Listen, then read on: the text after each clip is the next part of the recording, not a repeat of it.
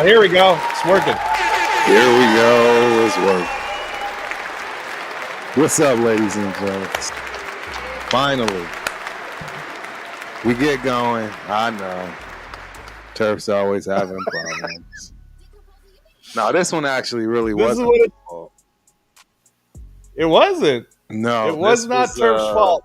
Yeah, this was one of those updates where now my plugin / just app altogether no longer works. And yeah, I'm very fortunate that I do have a background in technology because that's how I figured it out. So yeah, we back. What's up, Angelo?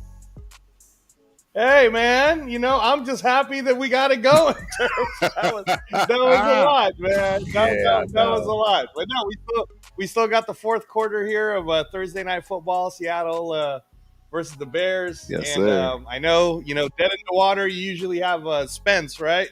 But correct. Tonight we got to talk boxing because I'm tired of it, Turf. I'm tired that you have not shown your boxing studio to the fans. Right. There are a whole lot of people that want to see that studio. Yes, sir. Nope, I agree, man. So, all right. But yeah, no. We got it working. Wifey says hello. Hello, wifey. Thank you. We got it up. We're actually running. Yeah. We got it going. I can't believe they do. So now I understand. Yeah, this is, man. I get why people have problems with what you call open source and freeware, because things can change on you literally overnight and you won't know technically how to resolve things. You just have to do a lot of troubleshooting. Yeah, I was using a different encoder that was no longer compatible. So, yeah, took me a little bit to get that going. But we got it going. Nonetheless, it is the fourth quarter. 9 minutes left in the game. The Bears are hanging in there. It's 6-3, so technically not over. There was almost that weird touchdown. Yeah, that was very odd, to say the least. Super odd. But, yeah, man, let's go into it, man. We got about an hour. You know what I mean? We might as well just talk boxing the whole night. I don't mind it, man. Where do we start? You want to go? You want to go to boxing first, man? You don't want to go through because we're going to do predictions later, right? Yeah, of course. We're going to do. You want to get some of the other stuff out of the way that I don't watch, like what you were saying, something about Premier League is going on. Oh no! That was when I actually had time for the whole show, the whole 2.5 hour show. We only got an hour, so we're just going to dive right in. Yeah. All right.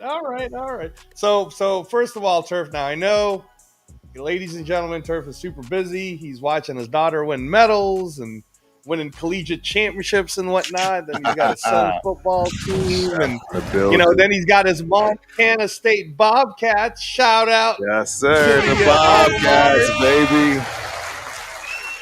Yeah. You guys are going to win, right? You're going to that game, aren't you, Turf? Absolutely. I'm going to that game. And in fact, I had to change my plans because I'll be heading back from Minnesota. My daughter has her first home meet against Central Michigan. She just went back to school today. Shout out to the lovely Taryn Crump, my boo. Yeah, so I'll be flying straight into Dallas. I was going to head home, pick up the wife and kids, but I probably wouldn't make it in time. I won't even get into Dallas until Sunday late night. So, but yeah, we are excited, man. As you can imagine, all the homies got together. A couple of us got together for the game, the semifinals game. That's put up for your entertainment, if you will, on the YouTube channel. Those guys are entertaining to say the least. But yeah, man, I'm excited about that. I'm excited. Those are the guys that you played with all the way up until that game that I watched. That is true. All right. Each and every one of those guys, man, we either hit each other or hit for each other. Both of them, to be honest. Yeah. That's how it is, man. When you break blood, sweat, and tears, right? You know how people say you break bread with people. When you break blood, sweat, and tears, it's a different ball game, man. It really is. You know that from sparring. When you spar, man, you know what I mean. You're putting your life in people's hands. You're trusting. You know they aren't gonna try to kill you. Absolutely, absolutely. And yeah, no. Speaking of which, I know because you've been so busy.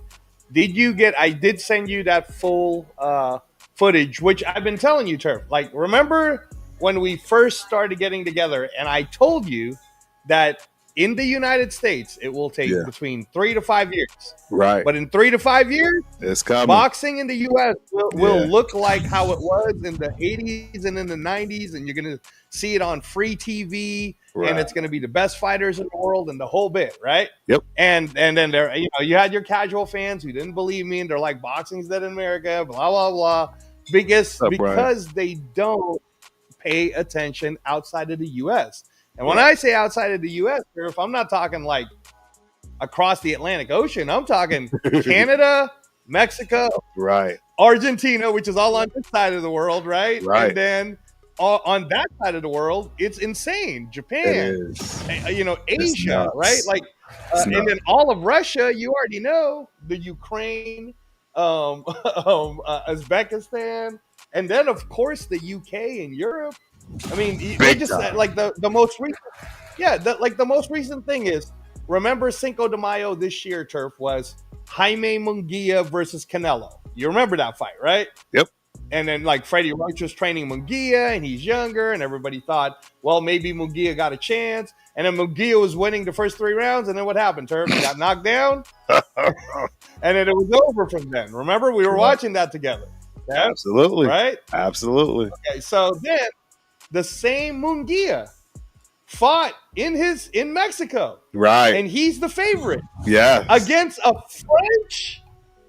French undefeated up and coming dude who's a prospect, right? The French guy knocked him out. Yeah, that was shocking, bro. That was so shocking. And Turk, that's what I'm saying is so I was telling you that my cousin's here, right? And my cousin's a casual boxing fan. Shout out to Chris. He's got his own streetwear brand, the Hearn brand. Check it out, guys, if you're into streetwear. It's awesome. But anyway, so I'm trying to explain to him that in the United States, because it's not an accessibility problem. It's you've been so conditioned for those $80, $90, $100 pay-per-views for so long that a lot of the fans just were like, why am I even going to watch this when you're not giving me great fights? Correct. And in the since 2023, Turki Al-Sheikh, as you know, who just brought back the Ring magazine to be purchased again. So for anyone who wants to have the hard copy of Ring magazine, that was I think I got one over there. Okay, the Bible of Boxing. It just came out again on December 20th. They're doing it he's doing it all again the way it was supposed to be, the way it was done in the 60s, 70s, 80s, and 90s, Turf. Right. Back when Marvin Hagler was an undercard. Oh, yeah. Sugar Ray Leonard was an undercard. Oh, yeah. Roberto Duran was an undercard. You know what I'm saying? Like, he's doing it the way it's supposed to be done. Right. The problem is, again, in the United States, we know what is king is the NFL. In the USA, what's king is the NFL, right? Correct. But part of the reason why boxing is not king in the United States is our American boxers aren't as good as the international boxers. They're just not. Not anymore. I'm sorry. Not anymore.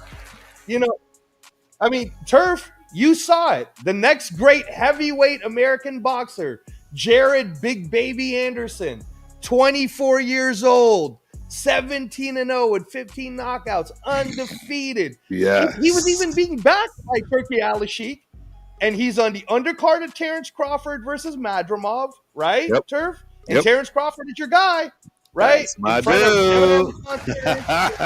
It was in L.A., right? And what happened to Jared Anderson? He got knocked out. He almost got knocked out of the ring by the boogeyman of the heavyweight division, 6'6", 300 pounds, Yes. from Congo, trains in Europe. He's like George Foreman reincarnated. He is that dude. For real, he's that dude. Shout out to Protect the Shield. Salute, fellas. Salute everyone in the chat. Have a dope show, guys. Tony Chef is in the building. What's up, Tone? Salute, Shield, Tone, and everybody. Yep. Salute. Apologies for the technical difficulties, guys. It was, I had to get some food in my belly to figure this one out. Yeah, it was a tough one. And by the way, Chris, I'm sorry about the Fury advice. I honestly felt like Fury would win the rematch. But I'll get to that in a second. Me and Turf have just been talking about the boogeyman of the heavyweight division, 6'6", 300-pound Martin Bakole. Remember that name because you're about to see him fight again in 2 months. But he knocked out the great American heavyweight 24-year-old youngster, and that's the problem, y'all. The problem is, I love Gervonta Davis. Everybody don't get it twisted. I think Gervonta Davis is amazing. But here's the problem. What we just saw happen with Terrence Crawford was we watched him destroy Errol Spence. Right, Turf? We saw that. You were there. I was live front and center, baby. Okay. And then somehow in the United States, there was this narrative that those were the two best boxers in that weight class, which you and I both know, Turf, is not true. Errol Spence has been done for quite a while, right? Correct. Okay. Then then I'm just going to make this point so that everybody doesn't think I'm a hater, but Terrence Crawford then gets a big event. They throw Eminem in there to help sell tickets. They pack the card with like tons of people. And internationally, the numbers were amazing. In the United States, Terrence Crawford didn't draw well. And that's just the truth. He did not. That's very true. No, that's very true. Only in Omaha. And then to boot, Turf, everybody's so conditioned to watch Terrence Crawford dominating people that he fights a guy that nobody in the U.S. knows, but all of us boxing purists and everybody else around the world knew who Israel Madrimov was. Absolutely. We just watched him knock out the favorite to win the championship, to win the WBA. He just knocked that dude out, right? Like in May. And then he turns around to come back and fight in August. Yes. So he goes from knocking out the dude as an underdog to win the WBA title to saying, sure, I'll fight Terrence Crawford. And I'll tell you right now, a lot of people, especially outside of the U.S., believe Madrimov won the fight. No, I agree. I absolutely agree. Right? So I'm just saying, man, boxing's not the problem. America's the problem. Like we got to get on our game. We got to get our youngsters to get to that Olympic game in LA in 2028, and we got to show up and show them, no, we have great boxers too. Then the other thing, and I honestly believe that the future hope of American boxing, Turf, and I've said it on your show several times, so I need everybody to understand this. If you don't know who Jaron Boots Enos is, please do yourself a favor. Please do yourself a favor and look him up now, because when me and Turf start talking about him next year and the year after that, and we're like saying this guy's the next Roy Jones Jr., you guys are going to be late. You guys are going to be late to the party. The kid is 27 years old. He's got 34 fights already. One was a no contest. He's 33-0 with like 29 knockouts. Turf, the kid is 5'10". He's crazy. He makes 147. It's crazy. All right. Now, you know who else was 5'10"? Roy Jones Jr. He was. So imagine this kid, Turf. Imagine this kid going from 147 and unifying the belts. Then he goes to 154 to unify the belts. Right. Then 3 years from now, Turf, we're watching this kid, maybe possibly if Canelo's still around, try to challenge Canelo. That and would he be keeps crazy. moving up. Dude, this kid at 27, if he's like Usyk, he's got another 10 years. Yeah. Because Usyk is 37 right now. Right. You know what I'm saying? Yeah. So like you I got said, a question. You got a question that came in here.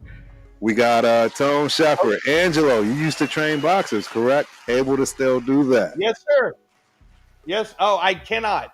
So as Right. you see from the background, I'm very blessed that I was saved through the power of organ donation. So if you haven't considered it yet, please consider being an organ donor. It saved Yes, my sir. life. But it was a miracle, as you know, Turf. I had 30 days to live. Everybody thought I was going to die. You guys already know because of the whole United Healthcare story that's come out this year on how Right. terrible the system is, and I was Right. a victim of that system.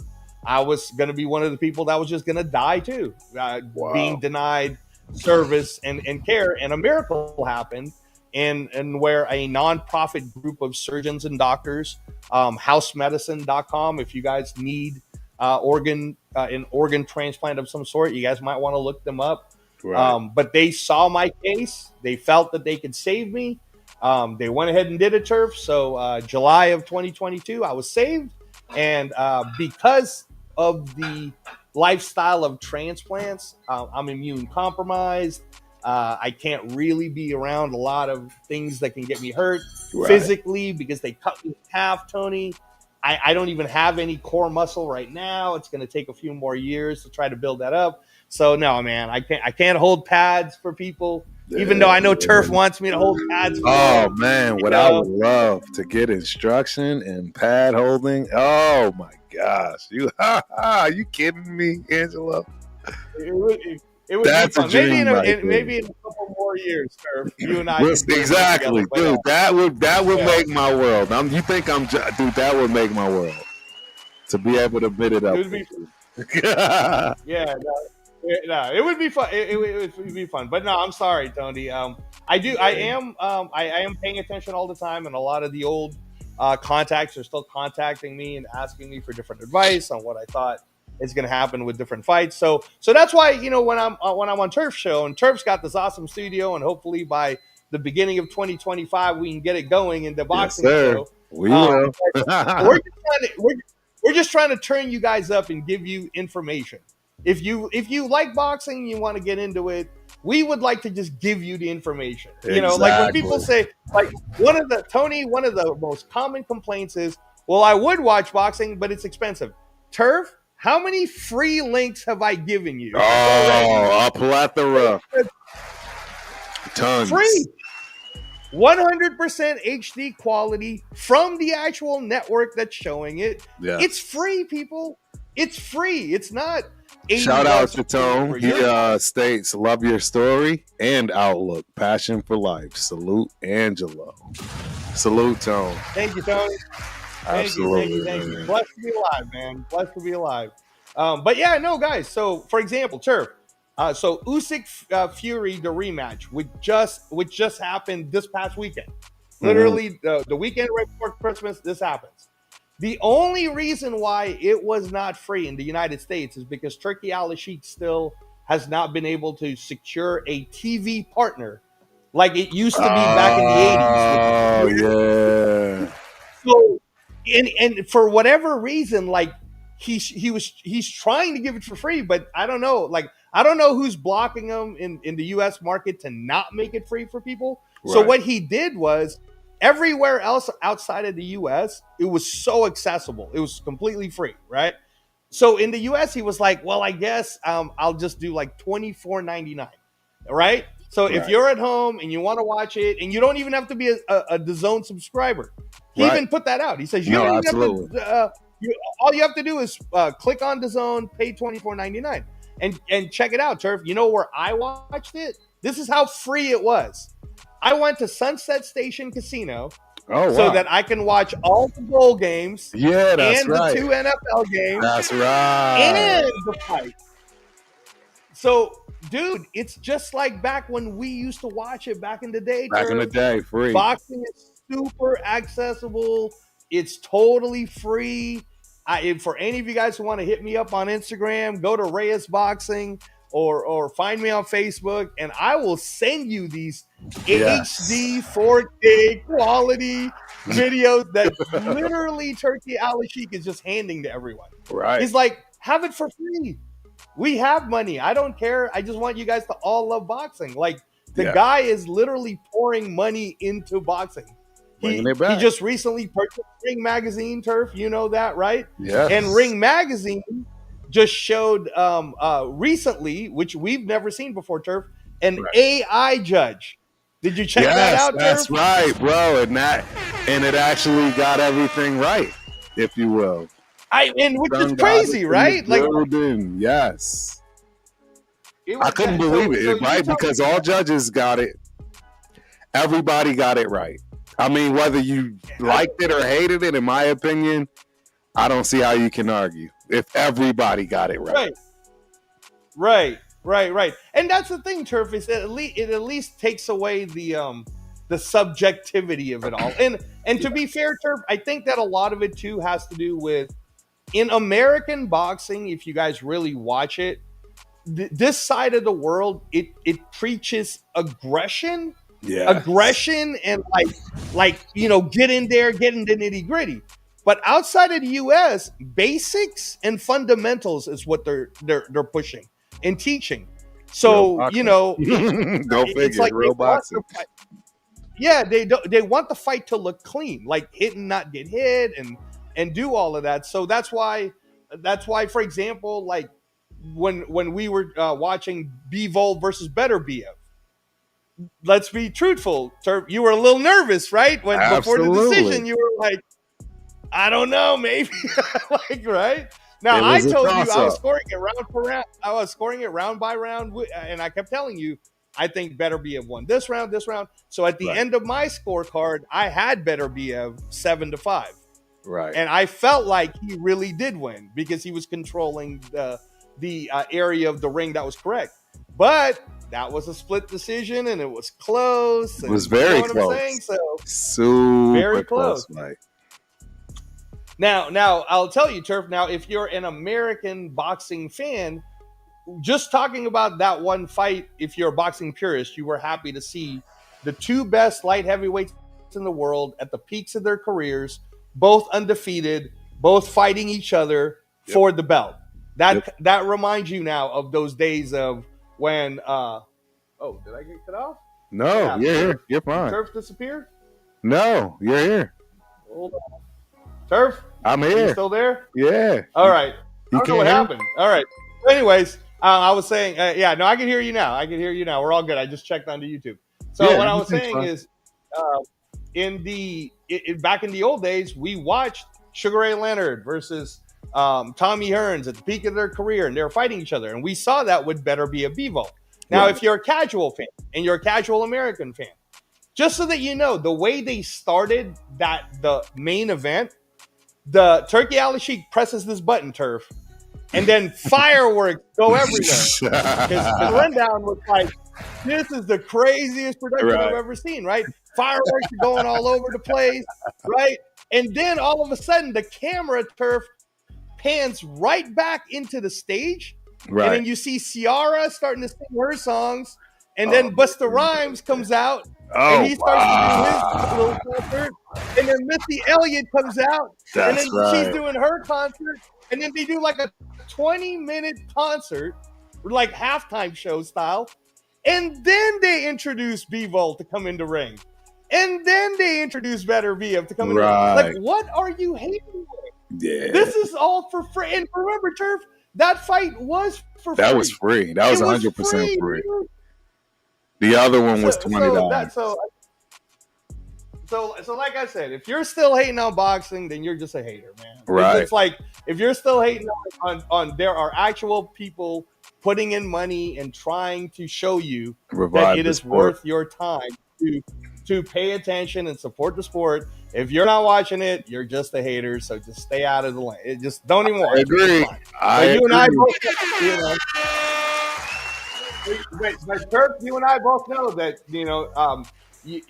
even though you have a lot of catching up to do, the good news is it's all on the YouTube links. Right. It's all 100%, right? So 100% for free for everybody. No, so absolutely. So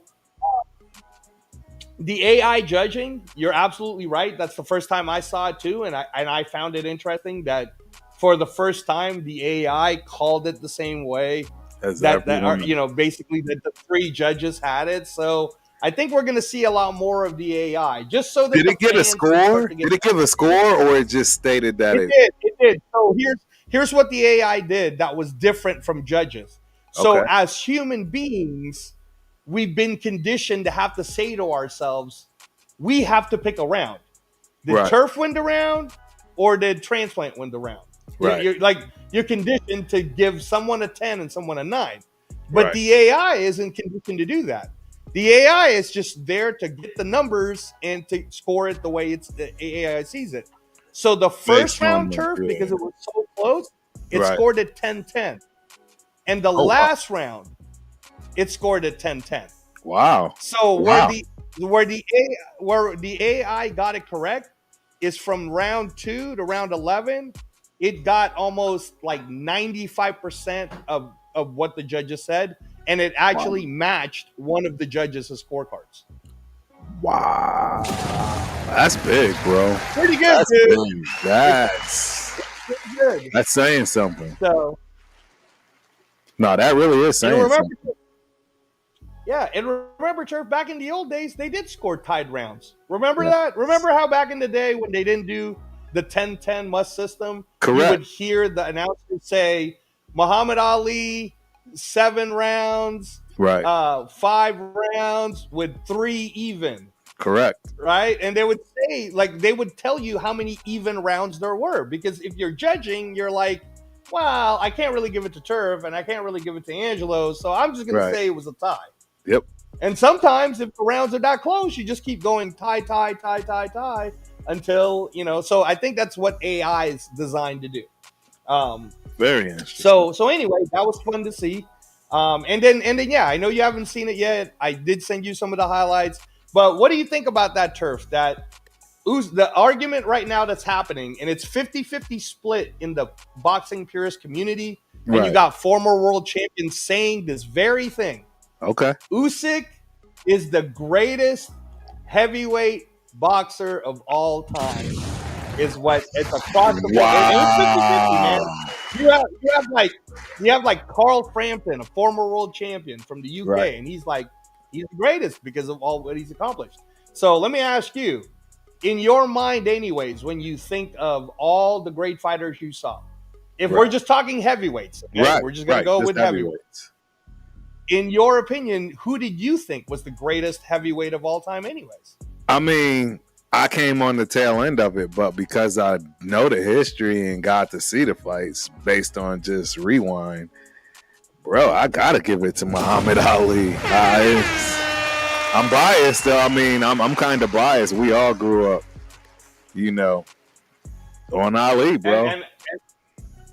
And I'm right there with you, Turf, because that's what I was saying. So I've had with other people who we've had this like very intelligent conversation about it. So what's fun is Usyk is the same exact height, the same exact weight, right, and even the same birthday as Muhammad Ali. Right. Okay. Right. He has all the same traits that Muhammad Ali has. Right. Great movement, high IQ, great speed, great footwork, like all the same How stuff. old is Usyk? How old is Usyk? Now Usyk is 37 years old now. Oh, damn. He's still old. within the peak of his career. And the reason why he was that late, and this is the argument that a lot of the outside the US people will say mostly, or people who believe Usyk is the best. Right. This is their argument. Usyk has over 400 amateur fights in which he has won well over 300 of them. Right. He won the gold medal in 2012. In that year, he beat Better Biev in the quarterfinals.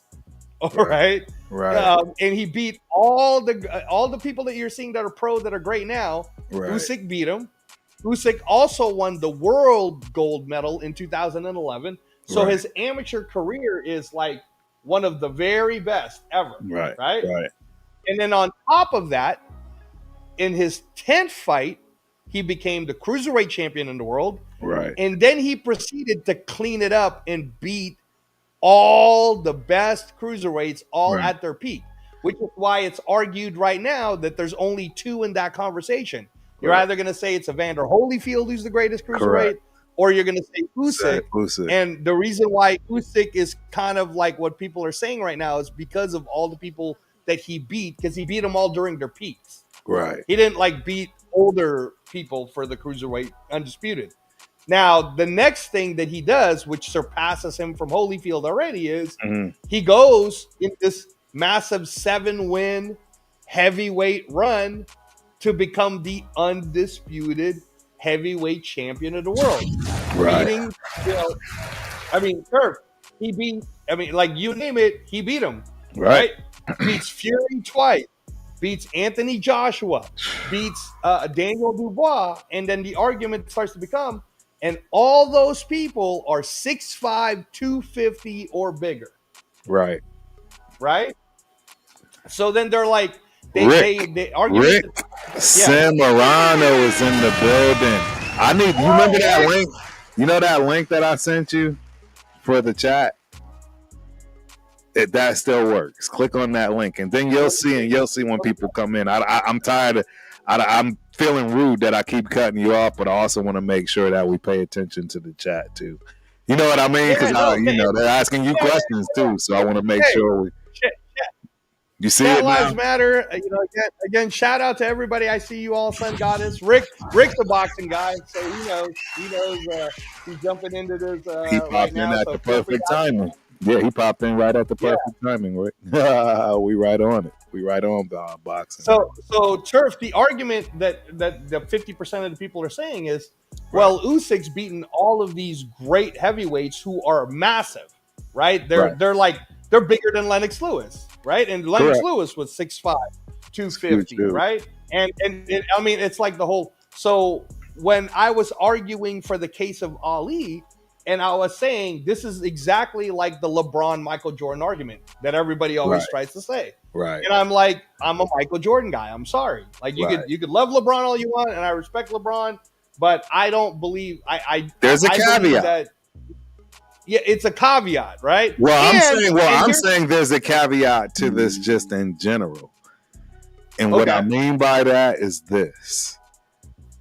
Boxing is actually the one sport, like you just said, has not progressed in the United States. You no longer get the kind of boxers you need in order to, right? It may turn around now that the Sheik is doing what he's doing, but I would always argue you can't, the game of basketball back then was way too tough, right? I don't think the game of boxing today comes remotely close to the boxing of yesterday. And I mean by a long shot for obvious reasons. Number one big reason is, dude, there were what? At one point there were no rounds what do you mean stop? There were no rounds. 13, 14, 15, 16, 17, 18, 19, you had guys that fought 100+ times. I just don't even think you can even have the conversation. You see what I mean? And that's the problem. I'm right there with you. And again, you and I both sound like, man, you guys are like the Jordan guys, back in the day. But like you said, boxing is still boxing. Back in the day, you were getting hit. Today, you're getting hit. There, not much changed, man. Not much changed, right? Not much change at all. And the only thing that changed is, you're right. Nowadays, it's 12-round fights. When Ali was fighting, he beat Joe Frazier 15 rounds. In Manila, 15 rounds, right? You had to train for 15 rounds. There weren't no 12-rounders, but here's the one that's for if any of you in the chat want to get into this discussion. Right. So here's what I said to the person or to the people when I was trying to explain Ali's career. Okay, so check this out. I said, first of all, I want to thank Usyk for being so amazing, and in this era, it's very hard to argue that he actually is the best heavyweight. And I'll go a step further and say, I believe Usyk surpassed Lennox Lewis. And for the longest time, we believed Lennox Lewis was the best heavyweight we've seen. And for the longest time, Yep. the argument was the reason why Lennox Lewis is the best is because he's 6'5", 250, shotgun jab, moves quickly.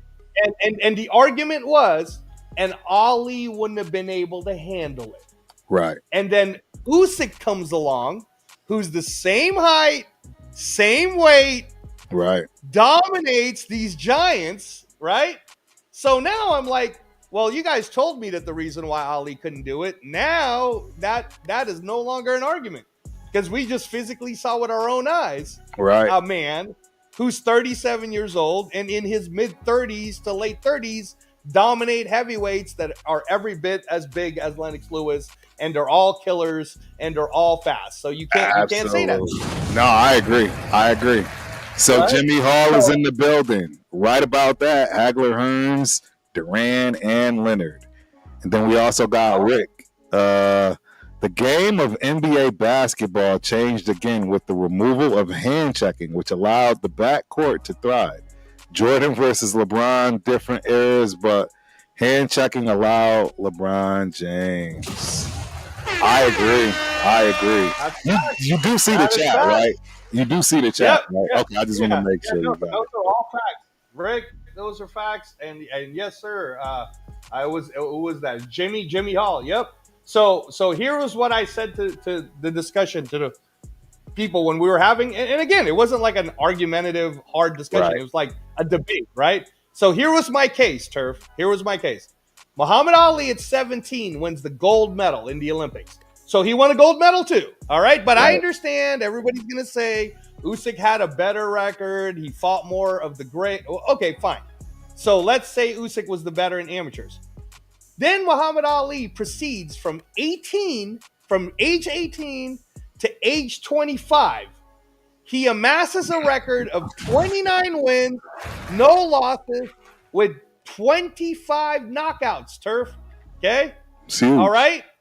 Yes. Okay. From age 18 to age 25. So let's agree that that's his peak. He is starting to peak at 25. Okay? Right? Yep. Then you know what happens, ladies and gentlemen, that maybe people just forget? Muhammad Ali is then told by the government, you can't do jack squat, and robs him of his career. Yep. Turf robbed Muhammad Ali of his career for 4 years of his life. So what would have happened, Turf, in those 4 years? Right. And that's the question we always wonder. It's like, because he was fast. He was knocking people out. Easy.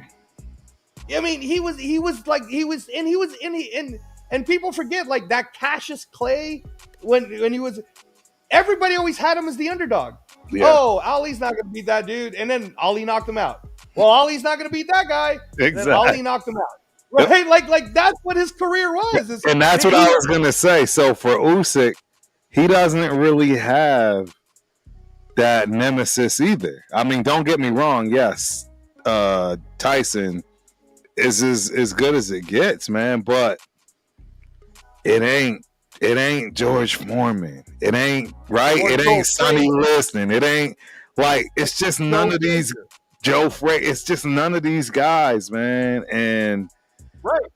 Yeah, and I said that, Turf. I said, okay, so if we just stopped Ali's career at 25, and we were comparing, like, let's say Ali never fought again at 25.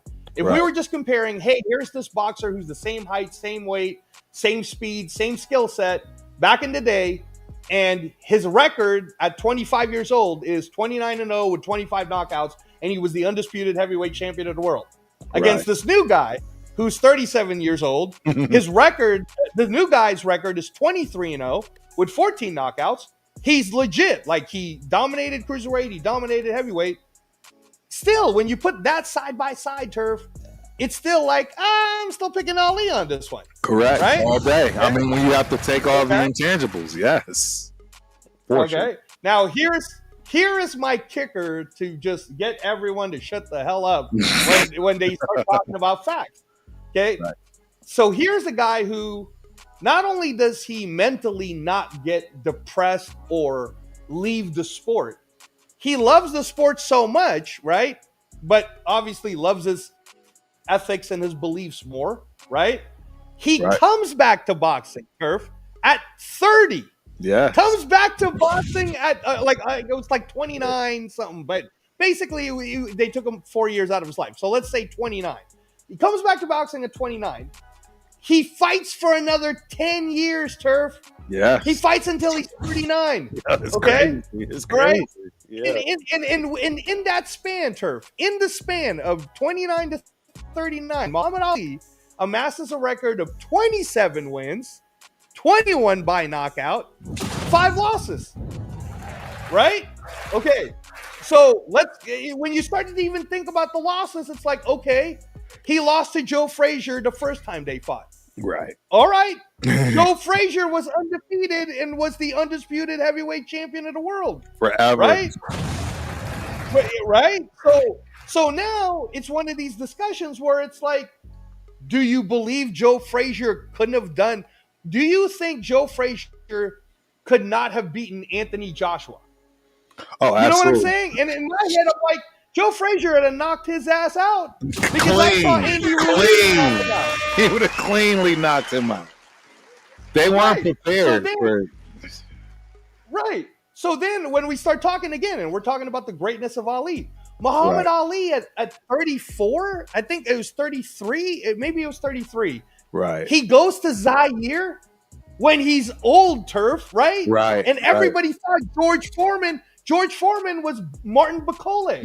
It was like, this guy's going to kill you. You're going to get murdered. You know, I mean, everybody was scared for Ali's life except for Ali, pretty much, right? Remember, absolutely. Ali knocked out George Foreman, Turf. It was crazy. He knocked him out, right? Absolutely. So now, if we're arguing this chat or we're having this discussion, I'm like, do you guys not believe that George Foreman would have knocked out Joshua?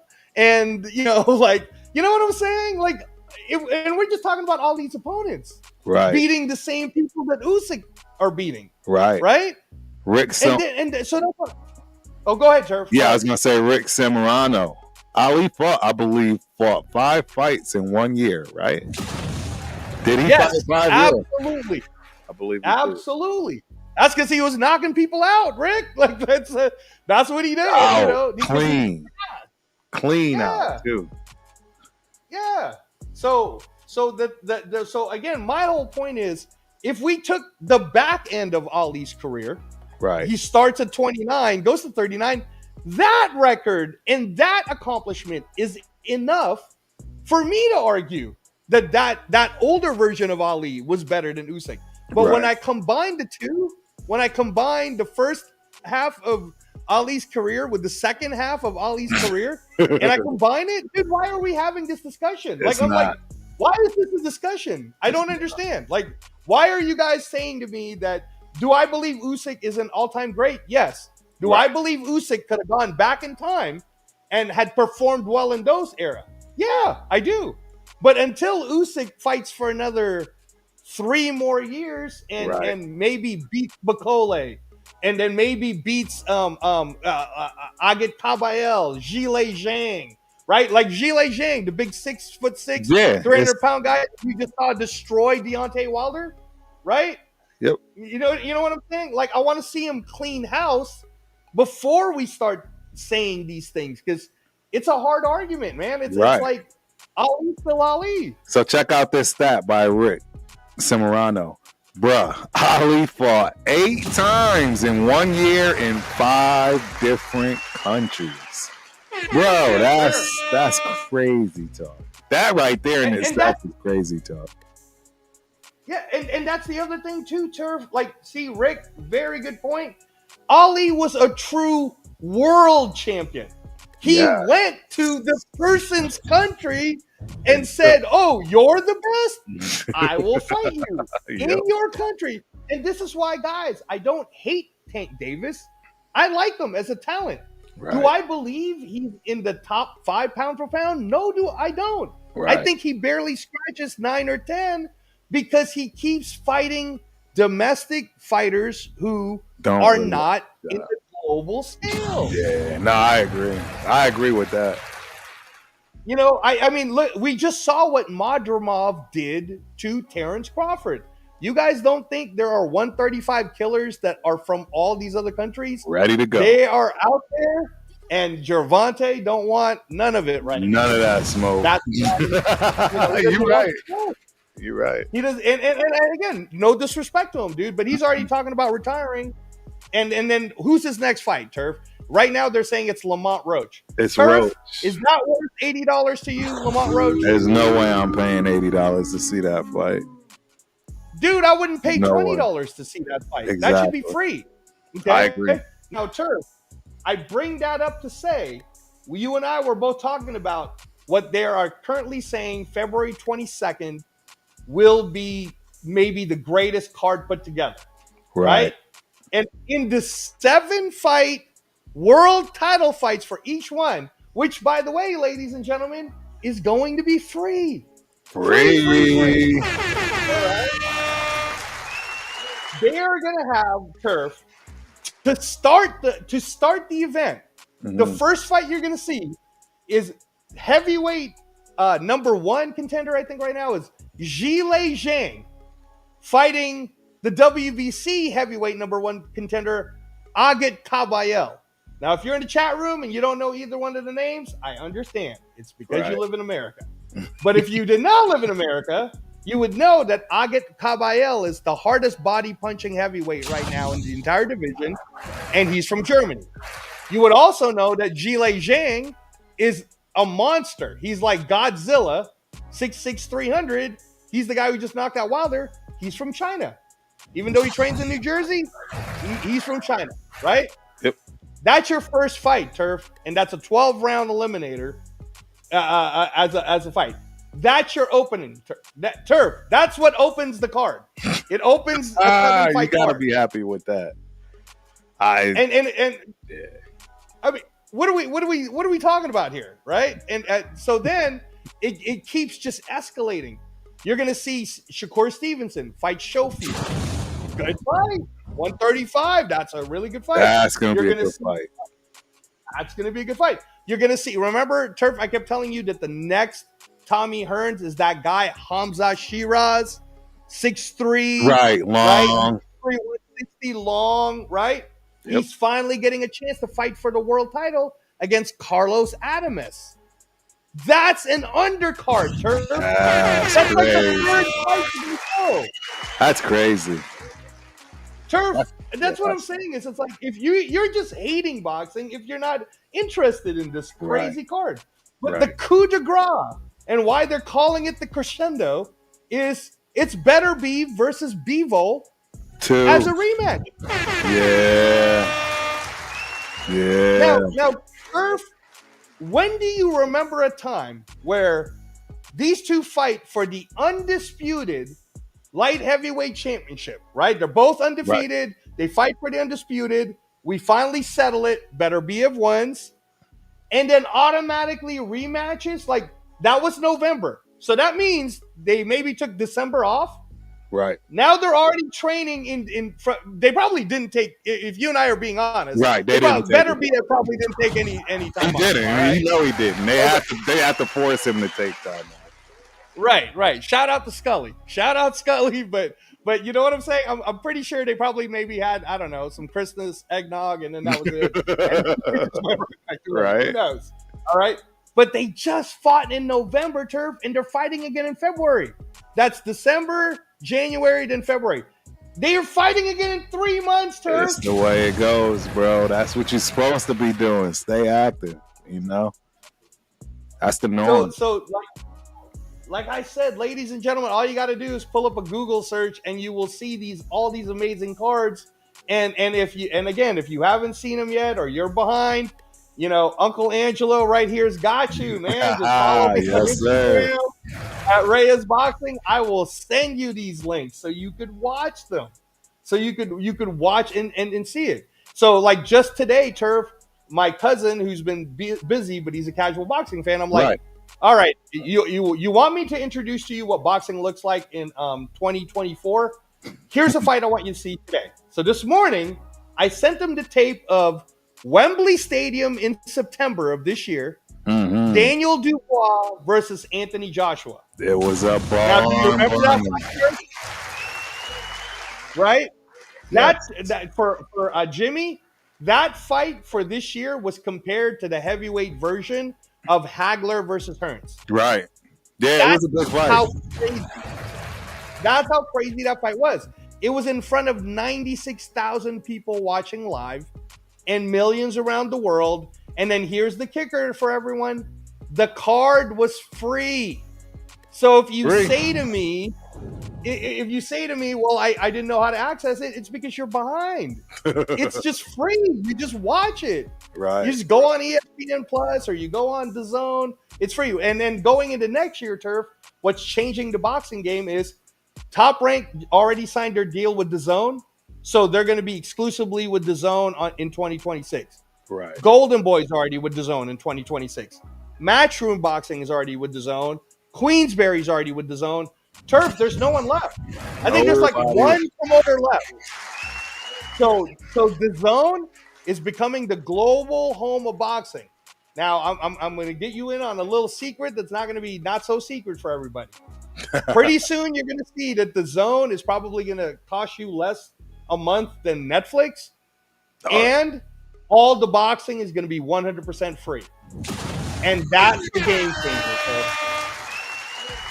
The zone will be like, remember when we used to watch it for free on CBS or ABC Wild World of Sports? Remember that? Like, you know, absolutely, just regular television. You would just catch a fight on a regular night.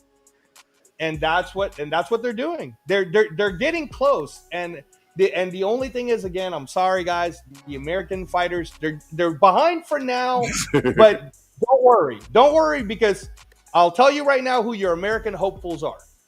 I'm a big believer in Shakur Stevenson. I know Severe hates Shakur, and believe me, a lot of people keep saying that Shakur's boring, but Turf, man, I'm telling you, you got to give this kid a chance now that he's fighting globally. Right. He's now with Eddie Hearn. All right. He's with Turki Al-Sheikh. He's going to be fighting the best in the world. Right. Right. He's not going to be just fighting in the U.S. He's actually going to have to go to Riyadh. And he's going to be tested. He's going to be tested. But the kid is legit, Turf. I'm a big Shakur guy. Me too. That kid is next level, man. He will shock a lot of people, and he's got a lot of youth. So he's the United States star in the making, right? Absolutely. Bam Rodriguez. If you don't know about this Mexican-American kid who is 115 pounds, who at 112 was the world champion, he just beat the Rooster. Oh, man. Estrada in Arizona. He just knocked him out. And then he fought again. And on the him and Boots Enos were in Philadelphia. Right. Estrada won again. That's right. So, yeah, he is on the come up. He's on the come up. He's American. Okay. That's going to be like a De La Hoya type for all of y'all, right? Okay. Here's one, and you're going to love this fight that you're about to see on February 22nd, Turf. And it isn't even the co-main event, if you can believe it, Turf. This isn't even the co-main event. You're going to watch Virgil Ortiz, the 154-pound WBC champion, against the guy who just fought Terrence Crawford. Oh, Majumov. Yeah, that's a good fight. Majumov versus Virgil Ortiz, dude. You don't think that's going to be a war? Bro, you thought Virgil Ortiz lost to the Ukrainian guy when we watched him and he was in Las Vegas. Yep. You know what I'm saying? It was a good fight, though, to be fair, right? It was a war. But you and I both felt the Ukrainian guy won the fight. Sergey Boacek, right? Correct. Guys, Sergey Boacek just fought on Saturday, knocked the dude out. I could send you that link for free right now so you can watch it.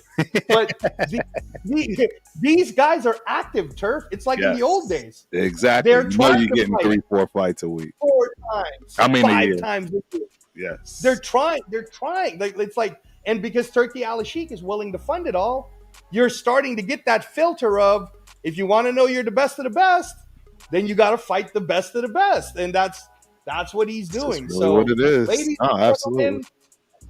what boxing is starting to do is it's being formatted to be like soccer, right? Where everybody is starting to follow it.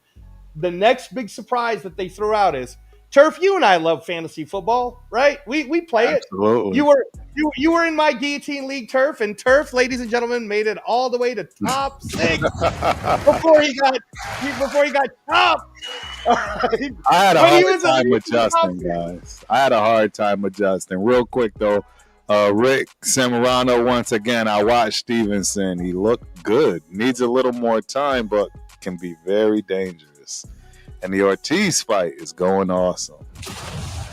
Shout out to Rick, man. We appreciate you, man. Rick is in the building for real. I can see Rick is a boxing guy. Yeah, no. And chat Jimmy, man. Go join the chat on this. So yeah, no, Turf, what was I saying? Oh man, I'm forgetting now. But I was just talking about so you and I love fantasy football. Turf gets cut. Makes it to 6. By the way, big shout out to Severe. Severe Raider, y'all, was in the top 3. He just got chopped on Monday. But Severe made it all the way. So the top 2, Turf, is me and my friend. His football name was Injigbas in Paris. Yep. But that's Paul from Seattle. So it's him and me right now head to head this week. So we're the final 2.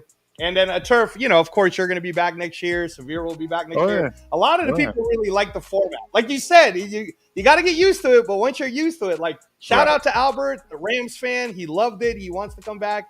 Shout out to you, bro. He made it to the top 7. Or actually, Albert made it to the top 4. So yeah, shout out to Albert. But yeah, so anyway, Turf, we love fantasy. We play fantasy. How are you doing on your other leagues, by the way, Turf? I'm in the chip in 2 of my 4 other leagues. So I'm playing Gravy. Right. Shout out to Gravy. We in battle right now. Yeah, what's the prize on that one, Turf? Between you and Gravy? I'm not sure. I know we paid $50, I say, to get in this league. So I don't know. But I'm not even. I don't care about that. I want the W, bro. I want the win. I want that win. I want that chip. That's what I want. And then my other buddy from way back, I met him when I first moved here. Shout out to Marlon Green, my guy. He has a league that I'm in with his work buddies, and I'm in the chip on that one too. All right, cool. All right. So, Rick's in the championship too. Hey, shout out to Rick. 1 for $500. That's that Rick right there, Rick. Ooh. Whoa. Okay. All right. Right there. All right. Well, congratulations. And again, shout out to Gravy, who had just gotten his liver transplant. As you know, Turf, it's nice to see him looking healthy. Bro, so shout out to Gravy. I was just on the show with Gravy, man. Absolutely love, adore Gravy. The energy, I mean, he's already whooping. It was good to see him back, man. Really felt good. Hey, me and Gravy, Turf, you got to get me and Gravy on your show, because we got to do like a transplant show. I'm down. Gravy I'm about it. Yes. We'll get him out there. Man, for sure. But so my point that I'm going to tell everybody is, because Ring Magazine is now like back to being the guiding light for all people who want to understand boxing. The ring belt totally matters, because it's Turki Al-Sheikh's undisputed basically becomes like the ring champion nowadays, right? So what's going to happen is the next phase, Turf, is in 2025. They will introduce fantasy boxing. Wow. And the reason why they can do it, Turf, is because all the boxers are already being scheduled for their fights. So I'm just going to start with one that I know for sure right now. Right. We're going to see Shakur Stevenson fight in February against Floyd Schofield, right? Yep. If Shakur wins, he is already scheduled to fight the number 1 contender of the 135 division. He's the number 1 contender for the IBF, the number 1 contender for the WBC, the number 1 contender for the WBA, and the number 1 contender for the WBO. Right. None of the other champions wanted that smoke. Tank didn't want no smoke. Right. And Turki Al-Sheikh already made the deal that Shakur Stevenson wins in 22nd. He's already scheduled for a main event in May to fight William Cepeda. Right. And you remember, Herb, I showed you William Cepeda. Oh, he just fought in November. He's the dude. Okay. He fought Kevin Farmer in November in a close fight, Turf, where he got knocked down. Yes. You see what I'm saying? Right? Like, so that's what I mean is boxing is at an all-time, like, it's really hot right now. And all you got to do is watch one of them. So, man, this is a good fight. That's a good fight. This is a good fight. So that's part of the reason why they can do fantasy. The other one is the WBC has already announced a couple of weeks ago that they are starting a format called the Grand Prix. And here's how the Grand Prix works. They're going to select, like, I believe it's a number of fighters in every division. Or they're starting with light welterweight, middleweight, light heavyweight, and heavyweight. Okay. The fighters that they're picking, Turf, they have to be 26 or younger. Wow. And they all also have to already be in the top, like, 20 of the fighters. So it's all of your best young prospects that all have to now fight in this league. This gauntlet. Yeah. So like Turf, so that's a part of the fantasy component. I like it. Who would you like to choose? Right? Yep. So, like I said, man, guys, you're about to trust me when I say that if you're not on the bandwagon yet, 5 years from now, when me and Turf's boxing show has got, thousands of viewers, and people are just giving the skinny to everyone. It's like, we've been telling you since 2024, man, to start watching it. So, Rick, Angelo, we have to meet up in Vegas. Last game of the year. Turf, you going to be in Vegas last game? I'm not, man. Are Rick, you? I'm not. I'll be traveling, man, for the gymnastics for my baby girl, man. I'm traveling all over. Oh, everywhere. That's right. Yeah, I got her first meet is coming up. I leave on the 3rd for that. It's in Minnesota, and then the week after that, we're in New Hampshire. So, in between that, I believe is the last game. So I won't be there, Rick. But guess what, my guy? I'm always in Vegas, and what I would say is we need to meet up for the next fight in Vegas. Because that's going to be a better thing to deal with as opposed to watching the Raiders. So just the FYI. Now here's one, Turf, because I know you like physically going to the fights. Oh yeah. The next big Vegas fight is February 1st, and it's David Benavidez versus David Morrell. And whoever wins that fight, Turf, at 175 is the next opponent for the winner of the February 22nd Bivol versus Better BM fight. Dog, that is now that's the real deal right there. So Turf, think about this, man. In the month of February, it's going to start with 2 of the best light heavyweights. It's going to end with the 2 best light heavyweights. Right. Yeah. If you're a boxing fan, you got nothing to complain about because February is a short month, y'all. It's the shortest month of the year. Very short, right? It's my daughter's birthday month. That's the shortest one of the year. So it's my birthday too. Turf, what day is your daughter's birthday? 27. All right, cool. So Close see, right before mine's on the 15th. Mine's on the 15th, baby. That's what's up. Yes, sir. That's what's up. But yeah, but like I said, so if you want to come, that I believe they are scheduling that for T-Mobile Arena, Turf. It's already scheduled. David Benavidez versus David that Morrell. Is a hell of a fight. That's a hell of a fight right there, ladies and gentlemen. Real tough. That is a good fight. So no, Rick, you got to come for the boxing events, and then of course there's talks of Canelo versus Crawford, which I'm not buying it right now. Nah. I'm not convinced. I would rather see the Canelo versus Bivol fight because I believe that would be good. That would be. I don't know though. I don't know. I just don't see. I don't see how Canelo can win that fight. I'll tell you how, Turf. I'll tell you how. See, Canelo, what we both know about Canelo is he's a smart guy. True. So what did he do, Turf? What he did is he beats Berlanga, Right. but during the Berlanga fight, he says, I want to fight Bivol next. He didn't say, I want to fight the winner of Better Be Bivol. Right. No, he did not. He said, I want to avenge my loss to Bivol. Right. Because you know what he knows? He knows that Better Biev is just making Bivol closer to mashed potato, man. He knows it. Right. No, it's another fight would be. Now, I want you to think about this, sir. We're in an era right now of these fighters, they fight. They're not going to take a break. They're not going to wait a year or 2 years to fight again. They wait 3 months and then they're fighting again. All right? Right. Bivol's fight Better Biev in February. It's my opinion, so I'm going to say for the record that I believe Better Biev is going to beat the hell out of Bivol in the second fight. Because now he knows what he's seeing. And Better Biev, again, man, you guys can keep thinking that he's slow or whatever. That guy punches rock. Right. All right?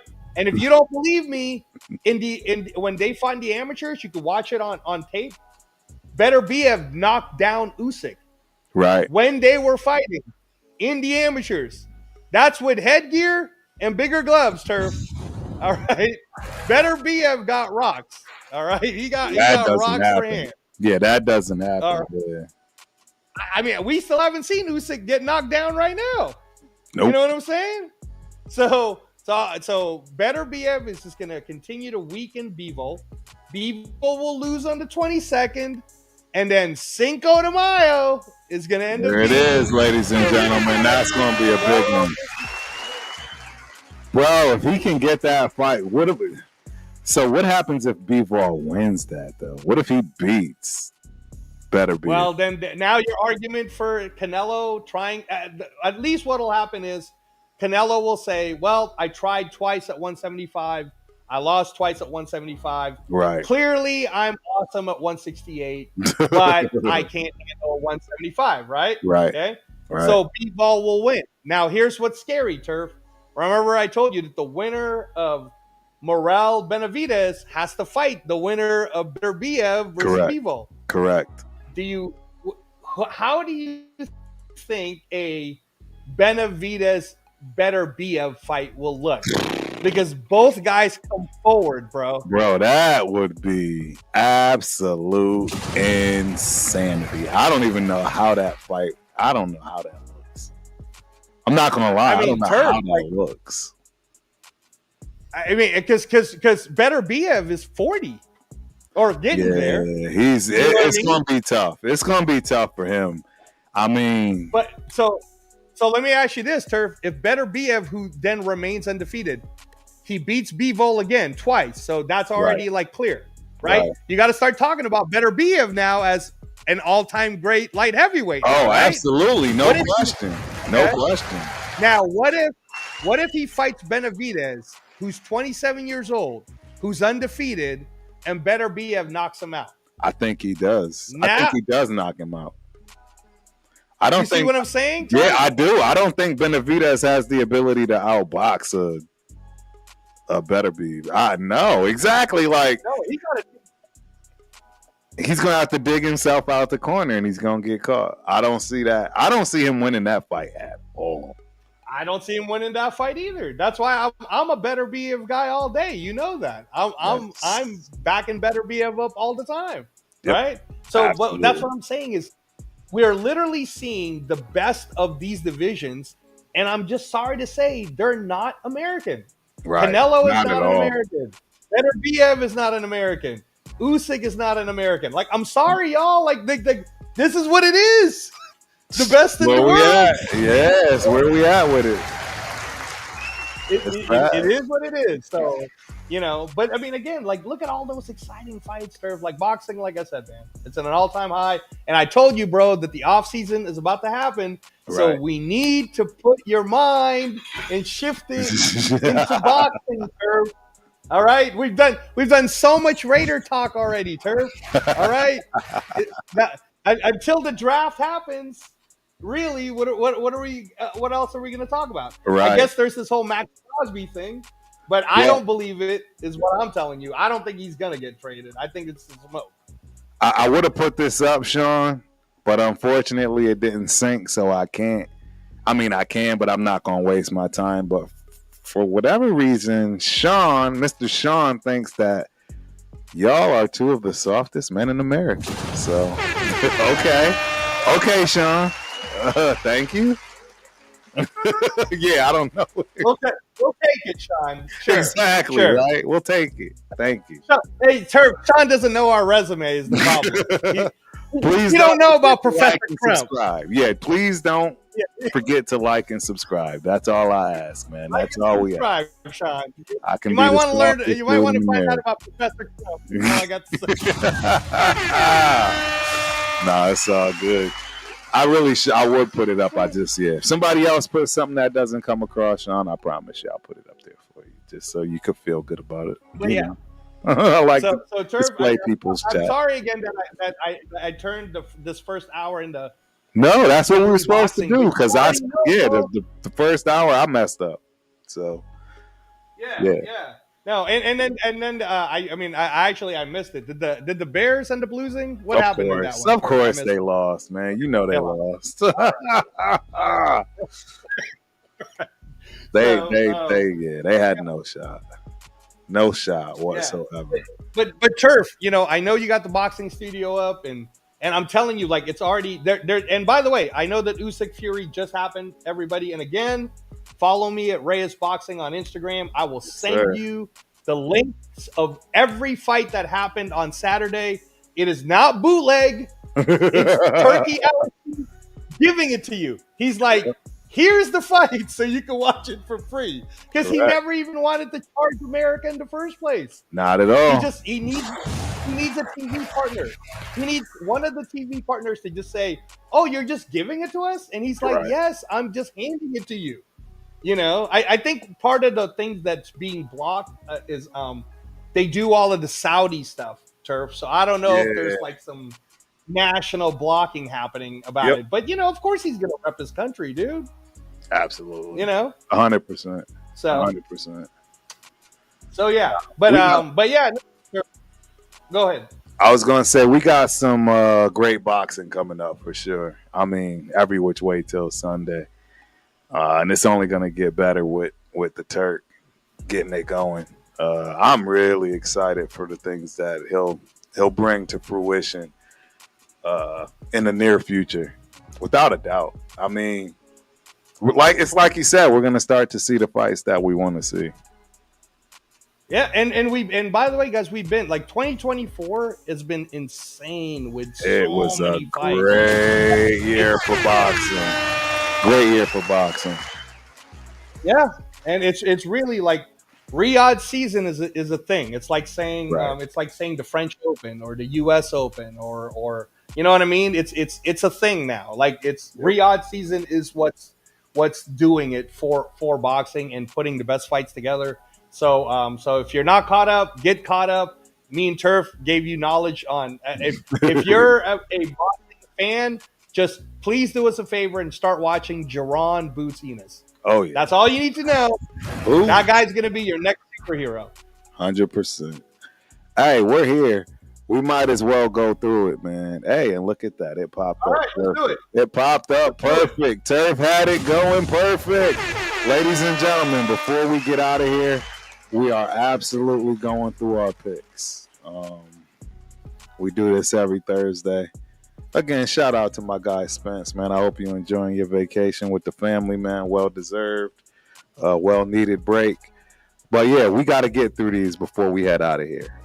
And before we start, man, hey, Mr. Angelo, I appreciate you, boss. Yes, Mr. Angelo Reyes, man. Thank you so much, man. I don't think y'all understand. This guy keeps me abreast on everything. He knows I have it hard right now. I appreciate that, man, because, if I didn't get the stuff I did get from him, I'd be completely lost. So you keep me in the game, man. You really do, and I can't wait for us to explode on this new channel. Oh, yes, sir. But yeah, let's dive in, man. Let's dive in. We Yeah, got let's do it. we Let's got do it, the Turf. Chargers versus New England Patriots. The spread is 4.5. Right? Yes, sir. Patriots are a dog. Over under is 42.5. Who you got on this one? I'll be honest with you, man. Like, I don't want to say that the Chargers are going to win, but if I'm putting money, we're talking about putting money in. Right. You have to put the money in on the Chargers. But let me just give you some Vegas news, dude, because I was looking at it. I was thinking about betting New England for a second because that plus it started at like plus 350, right? And right now it's down to plus 210. Some of the casinos got it at like plus 180. Right. A lot of people are betting the Patriots right now because of the Chargers losing streak. So not only that, that game is going to be at 10 o'clock in the morning for them, right? Because it's a 1 o'clock game, 10 o'clock in the morning. And last but not least, it's going to be freezing. Exactly. I got New England. On this game. Okay, you got New England. Thank you, Turf. Thank you. Because it's a good bet right now. Like I saw Sunset Station is plus 210. Right. And I was like, should I bet this? Right. Because I think New England could do it. You know what I mean? Like, the only reason why I think they're and I don't want to say they're not going to try because Turf, everybody tries. Oh, 100%. You're the one that told me. You said incentive bonuses. Everybody's trying. So the 100%. Only thing I would say that it's a negative for New England if they do win, because right now they're currently in position to go get Travis Hunter. Right. But if they win, I think they go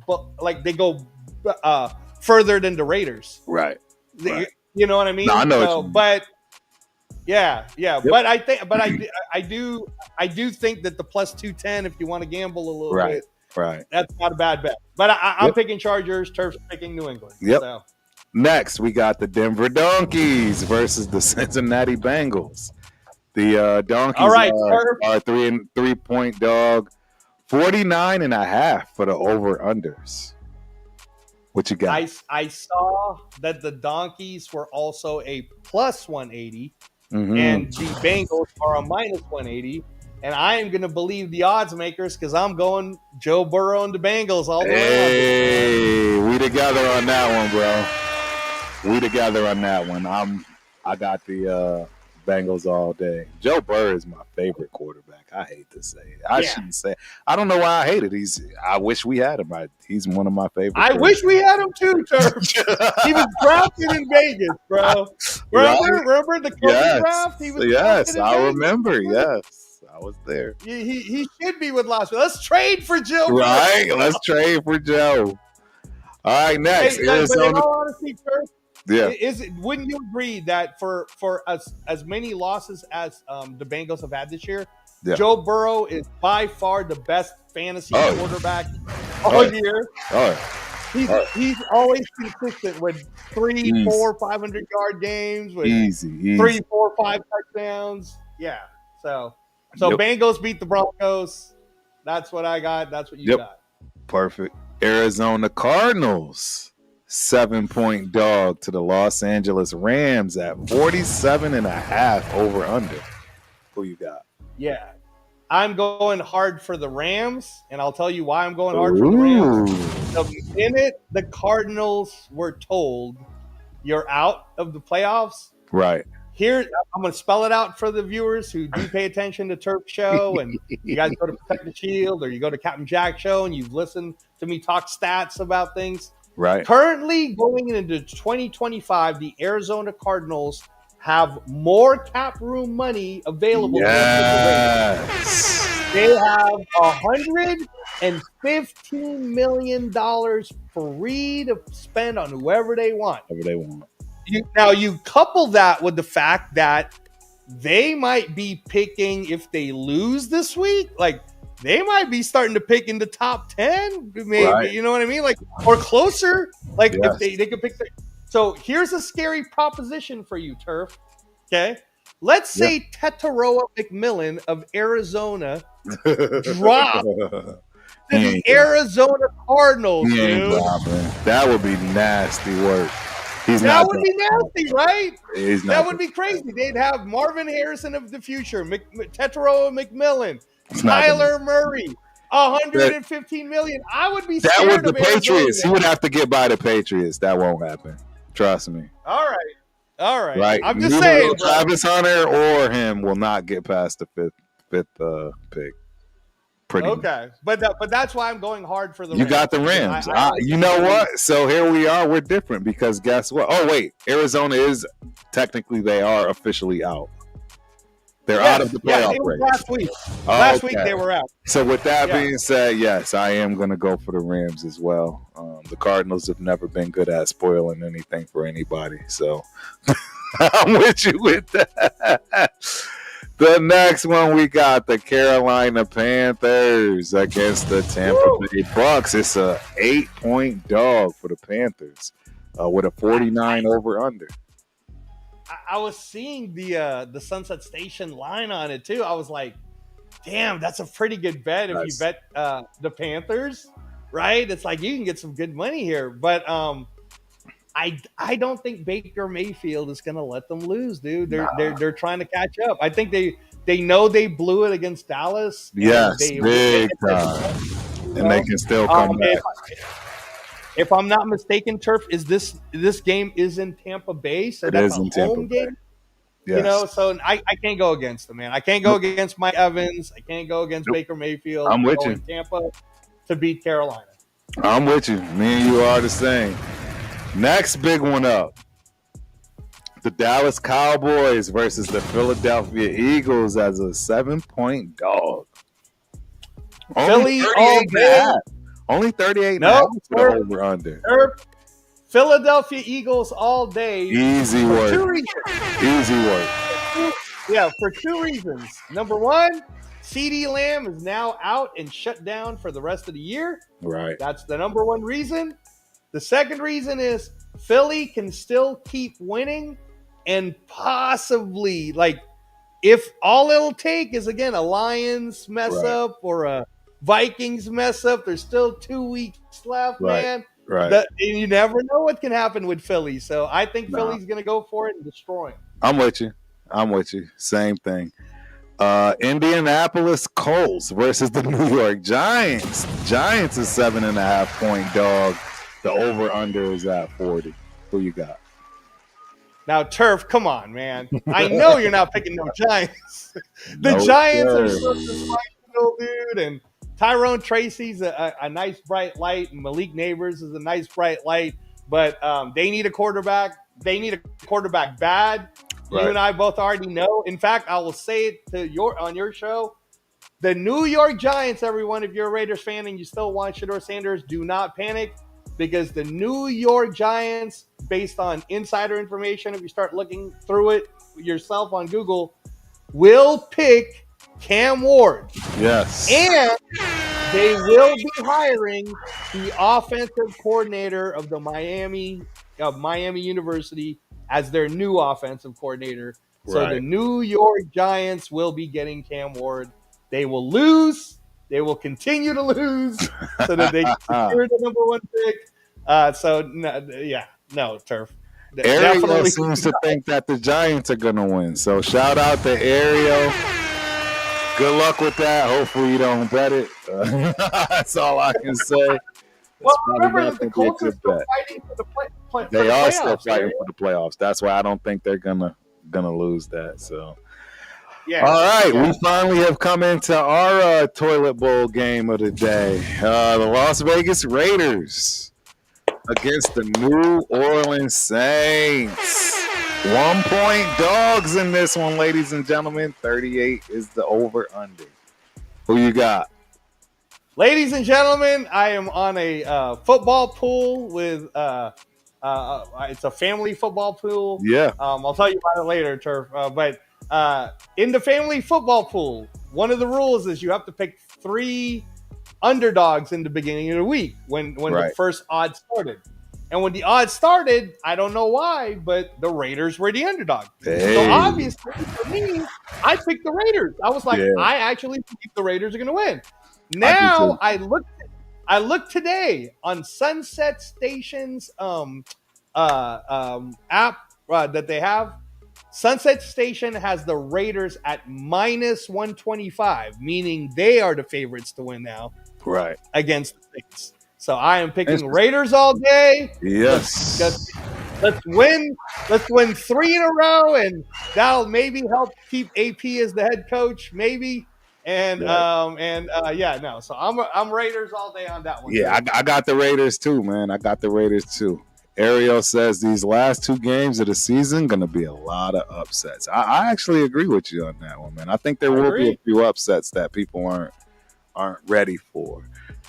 We got the New York Jets versus the Buffalo Bills. 9.5-point dogs. The Jets are playing the Bills at home. 47-point over under. Who you got? Now the crazy thing about this, Turf, is in the last 3 weeks, if you play Devontae Adams and you play Aaron Rodgers in fantasy, Right. they've been balling, man. Like it's like that's all I got to the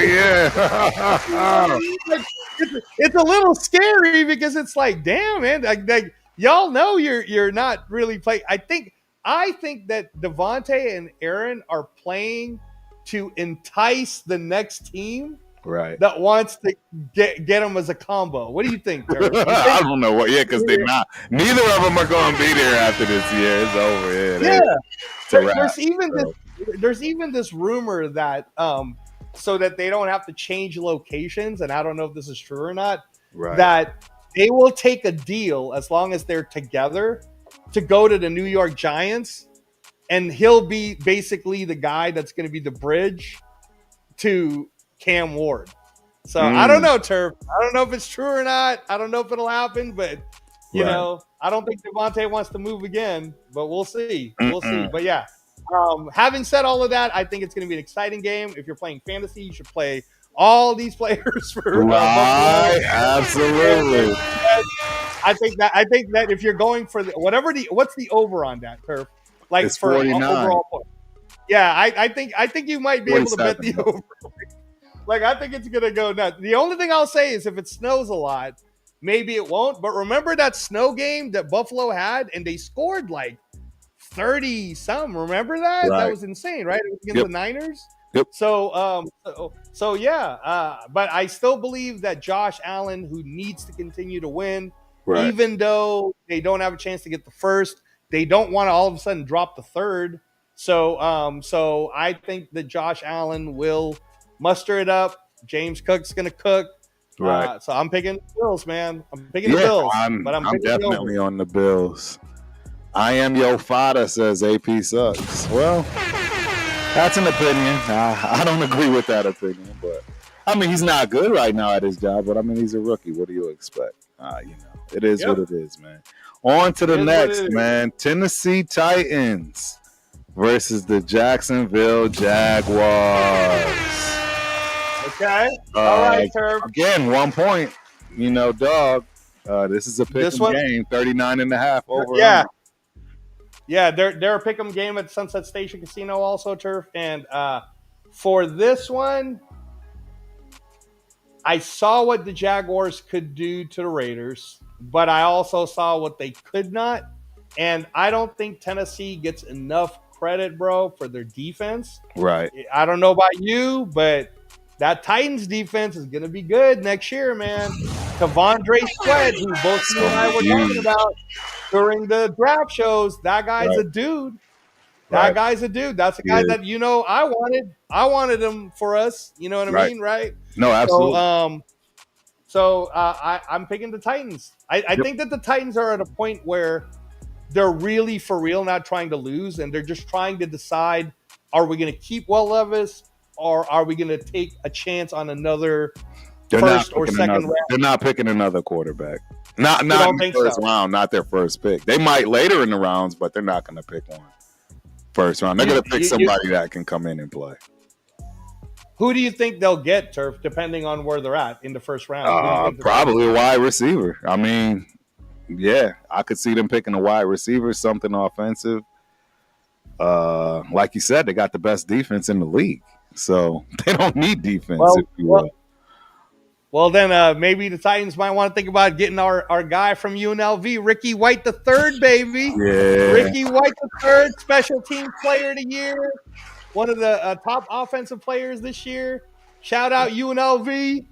We're gonna do it, baby. We got Dan Mullen now. We Right. upgraded from Barry Odom. So, All right. So but yeah, yeah, Titans. I got the same. Miami Dolphins versus the Cleveland Browns. The Dolphins are a 6.5 dog. 40 is the over under. Who you got?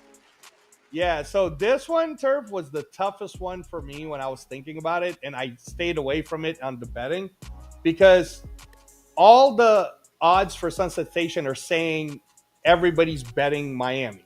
And of course, you're like thinking, of course you would bet Miami because it's Miami. They should Right. beat the Browns. Except for two things, man. What you and I already know. Miami does not play well in the cold at all. They do not play well in the cold at all.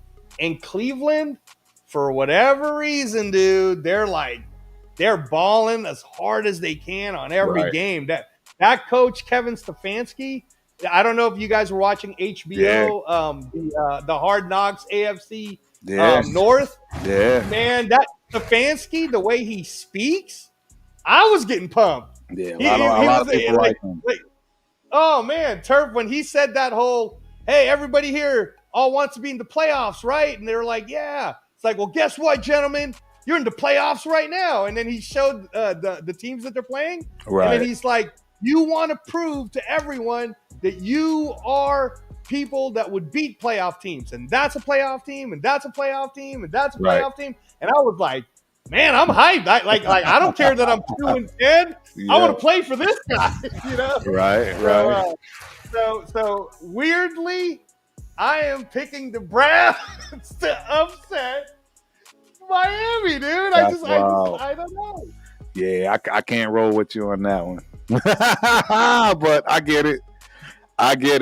All right, this next game, which I've already put up for Mr. or Mrs. Aaron Morton, man. Packers win. I don't know. Green Bay Packers versus Minnesota Vikings at Minnesota. It's a pick'em game. 1 point dog. Yeah. 48 points is the over under. Who you got? That's a big game. And at Sunset Station Turf, it's both minus 110. Yeah. So they're not. So It's people even. are betting like 50-50, It's even. right? even. I'm sorry to say, I know you guys want the Packers to win. I picked the Vikings just because. And the only reason why is Sam Darnold right now. He's balling. I could argue that guy is an MVP. Like Yeah. I can argue it because he's delivering the ball. Ladies and gentlemen, if you want to see what Aiden O'Connell will end up becoming if we let him go and then he goes to a good program that can actually block for him, Aiden O'Connell will eventually end up being one of these type of guys. Oh, hey, look at him. He can deliver the ball on time, accuracy. Sam Darnold, man, he's balling. And can you imagine, Turf, and before we move on, can you imagine how good do you think Aiden O'Connell would do in that Vikings offense with O'Connell, with the coach, right? And Justin Jefferson, T.J. Hawkinson, Jordan Addison. You know what I mean, Turf? I do. So, like that's what. So yeah. So I got to go Vikes. I love Jordan Love, but they're too dependent on Jordan Love, and I love Josh Jacobs. You know that's my Filipino brother. Oh, you know when Josh Jacobs started sporting that Filipino flag on the Raider helmet, I was all in on Josh Jacobs. So I liked how Matt LaFleur has put together the offense to go through Josh Jacobs. Josh Jacobs is essentially their Saquon Barkley. I think where the Packers are lacking, which kind of makes them exciting, is everyone in their roster are also young, that they don't really have like that grit experience quite yet. right. You know what I'm saying, Turf? Like, I do. like they play tough, they play hard, but they're also young. Like, and again, they're too dependent on Jordan Love. Like, if Jordan Love gets hurt or is inaccurate, there isn't another person that can take over, that can say, hey, don't worry, I got us. Like Romeo Dobbs isn't all of a sudden going to say, don't worry, just throw me the ball, I will get it. Or Jaden Reed, or, like, so I can't pick them, man. And lastly, by the way, and I'm sorry to the Packers fans, that Vikings defense with my other Filipino brother, the best Filipino DB in the game, Cameron Bynum. All right, Cameron Bynum, y'all, is balling out right now. That Vikes secondary is balling out. So, got to pick the Vikes. Shout out to my new best friend, man, Brent Beers, man. What's going on with you, man? Glad you came back. Welcome back. Hope you enjoyed the show. But he's got a great question for you, man. Is his Raiders hat actually green? Yes, sir. Yes, sir. So, real quick story on that. Yep. The first purchase that I made when they let me out of the hospital from the liver transplant surgery was the Raider Image store over there in Riverside, California, where my hospital was. And when I walked in, they had this green hat. And guess what? This is the color for organ donation. So right away, man, it called to me. I took it. It says right on the back, it says donate life right there. It's got the donate life pin on the front. So yes, sir, it is green. And that is why you see me wearing green all the time, because it is the color for organ donation. So if you're an organ donor, we appreciate you. Yes, sir. Absolutely. So we got 2 games left, man. One of them is pretty easy, and I don't know. This one up next is, I don't know if it's so easy, and that's the Atlanta Falcons versus the Washington Commanders. Commanders at home, 4-point, right? Dog is the Falcons, 47.5. 47.5 is the over-under. Here's the thing, sir. First of all, can you and I just say that what an exciting time to be a football fan. if you want to be a football fan, you picked an amazing year, because for the first time, we are going to see a nationally televised primetime game where every single household in America who's a football fan is going to get a chance to see not one, but 2 rookie quarterbacks who were 2 of the top 5 quarterbacks coming out of college. Yes. One guy, Michael Penix, was in the national championship. Yep. The other guy, Jane Daniels, just proved to everyone why maybe the Raiders should have. It's going to be a great game. It's a great game. And traded. It's a great game. To go get him. It's a great game. Right? It's a great game. This is just insane. I think anyone who's sleeping on Penix, let me just explain something to you guys. He has just been given a car that has Bijan Robinson, Tyler Algier. I know Kyle Pitts, as inconsistent as he is, his talent's still there. So Kyle Pitts can catch that ball still, right? All day. Darnell Mooney, Drake London, Ray McLeod. Kind of reminds me of the Huskies offense, man. So I don't know, Turf. The bet is good. Like, if you want to make your money, the bet is good to bet on Atlanta, because I'm not going to say that Atlanta can't beat them. Because if Atlanta loses this game, they lose their tiebreaker, and it gives Tampa Bay a chance. So if Tampa beats Carolina and Atlanta loses, Tampa's leading the division again. So this is a playoff game for Atlanta. Penix is playing a playoff game. All right. Penix got his sparring match done against the Giants. Now he's got to put the big boy pants on now. All right, Turf. He's got to put the big boy pants, and let's see what you got. Yep. You really think, though, Turf, that Jane Daniels, who I think rookie of the year is either going to be between Brock Bowers or Jane Daniels. That's just my opinion. 100%. Okay? I know that Brian Thomas is going to be in that conversation, but Brock Bowers is the king, and I know they want to give the award to a quarterback, and I would say Jane Daniels is the second one to do that. I can't pick against this kid, man. Hail Mary wins. There's no way. There's no way I'm picking against Jane Daniels. Cowboys. Remember that one, Turf? Like the one against the Cowboys? I thought the game was over. And then he throws that 80-yarder to make, like this kid is just doing it. So I'm He's the going real deal. Commanders, guys. I'm going Commanders. Me too. Me too, man. Last but not least, the Detroit Lions versus the San Francisco 49ers. 3.5-point dogs. The Niners are at home. And it's a 50.5 over under 50.5 points. That's a lot.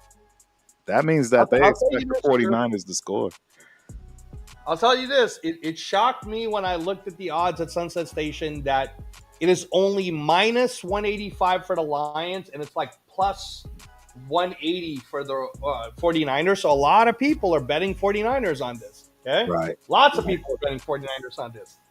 But my sister, who is a 49er fan, I'm sorry to say that you're about to get your ass beat worse than the Buffalo Bills beat you. Okay? Yeah. And the reason why, Turf, is I honestly don't think Brock Purdy is 100% healthy.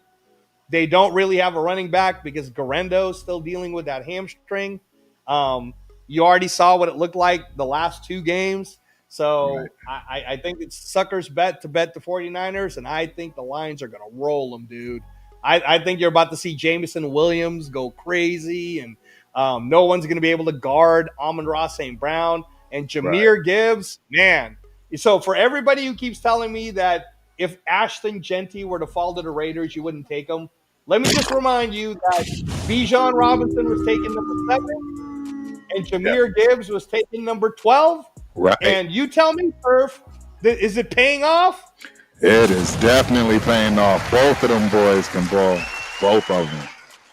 So, and the last time I checked, when I was telling everyone, because Stuart Schwager told me this Tyrone Tracy kid from Purdue's the real deal, I was saying, Turf, when he came to us, I was like, we should go get Tyrone Tracy.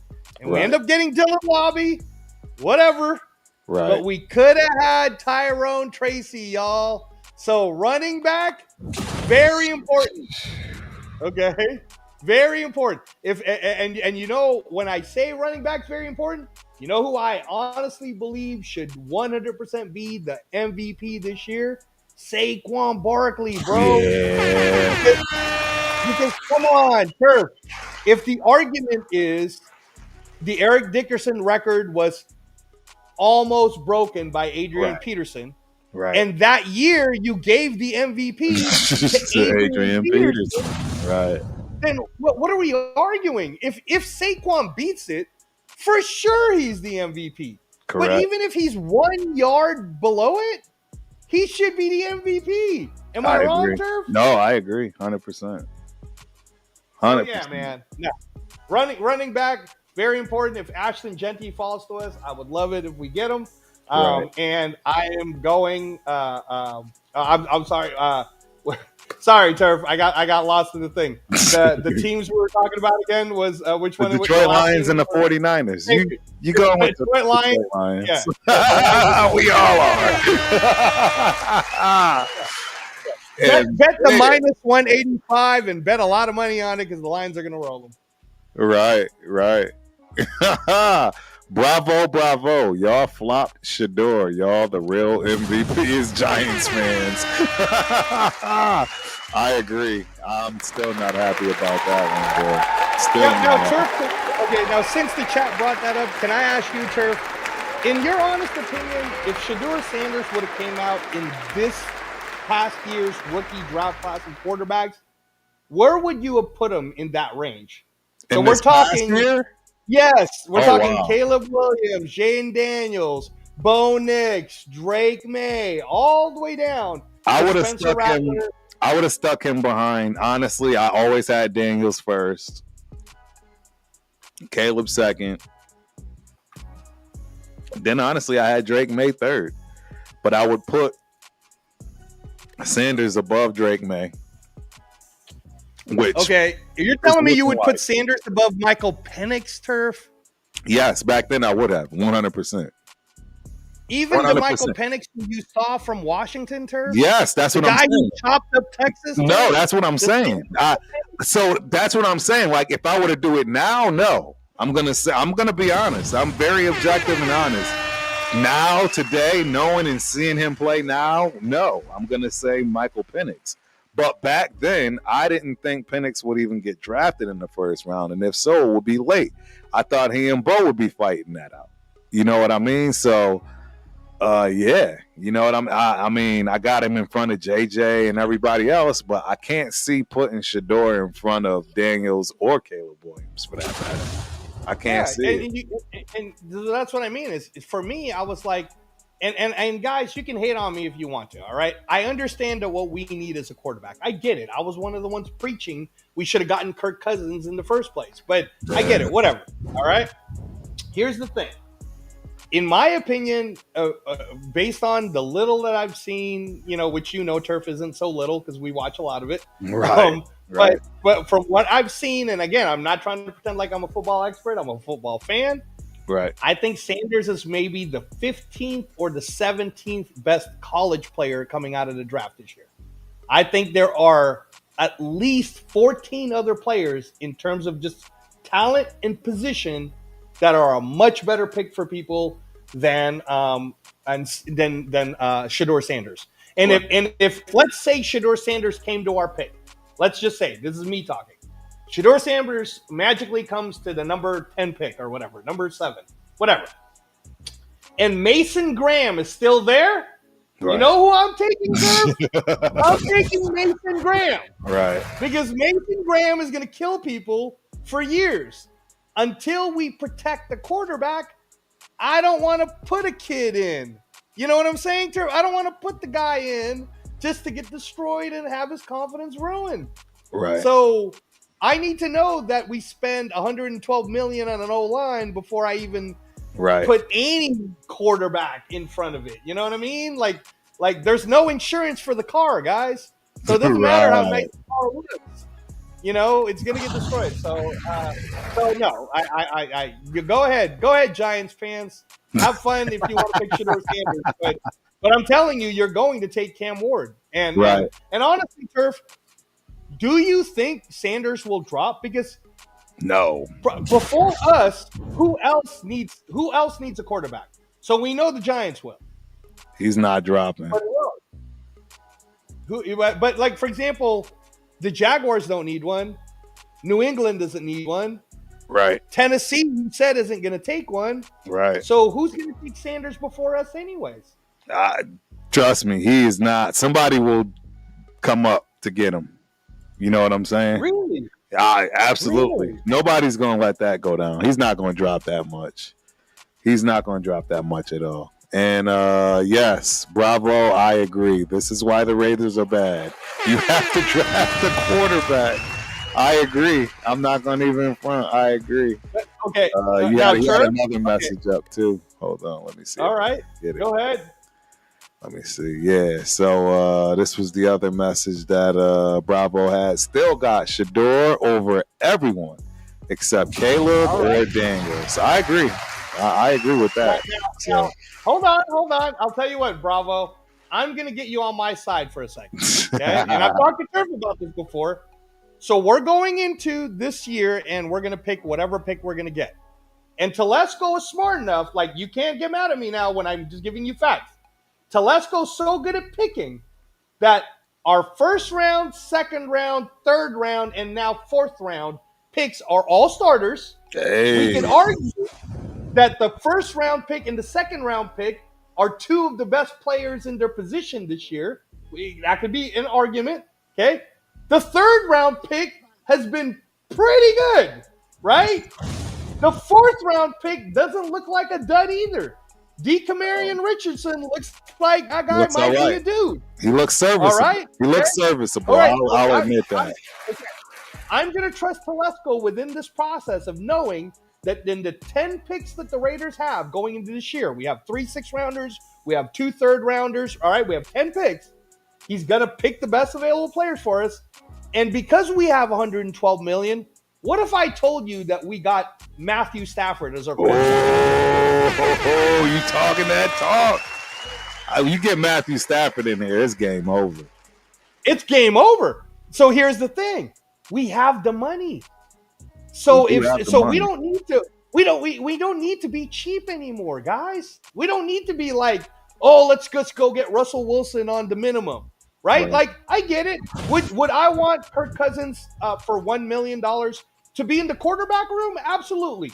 To compete against Aiden O'Connell? Absolutely.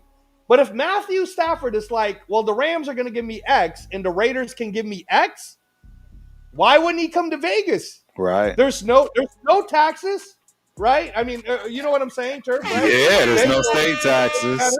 Okay, right? And Stafford's going to get a chance to throw to Brock Bowers.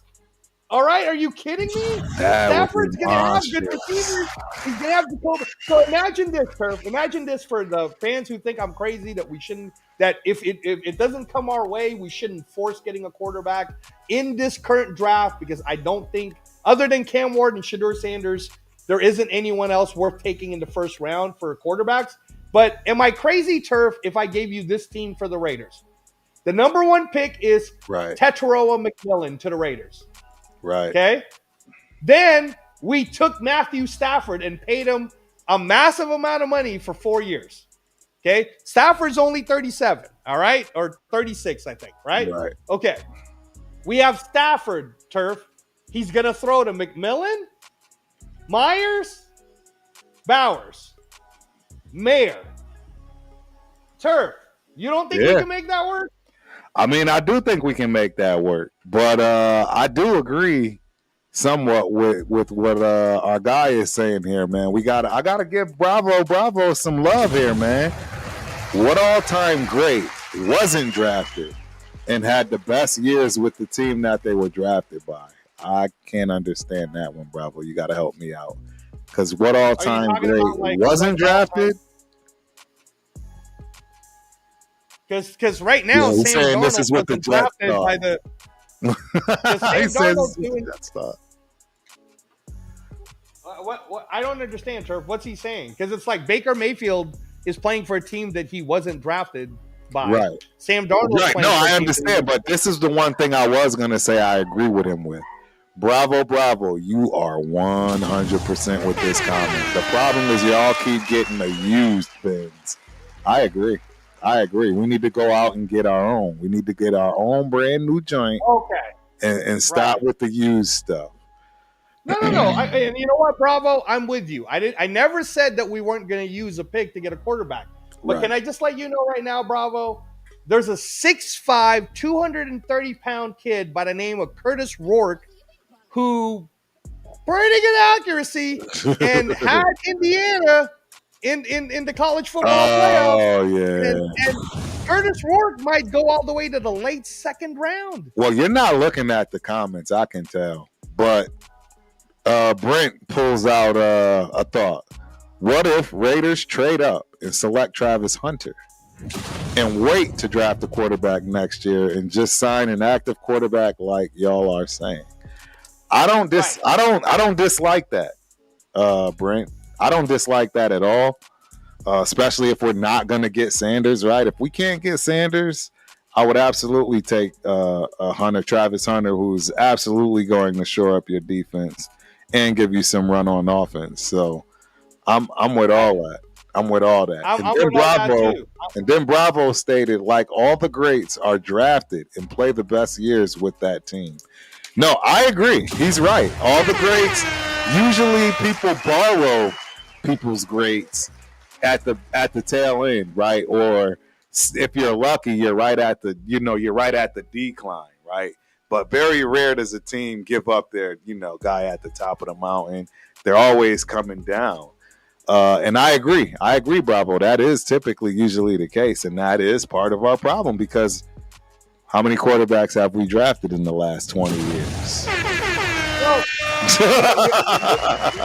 It's a great point. I'll tell you this.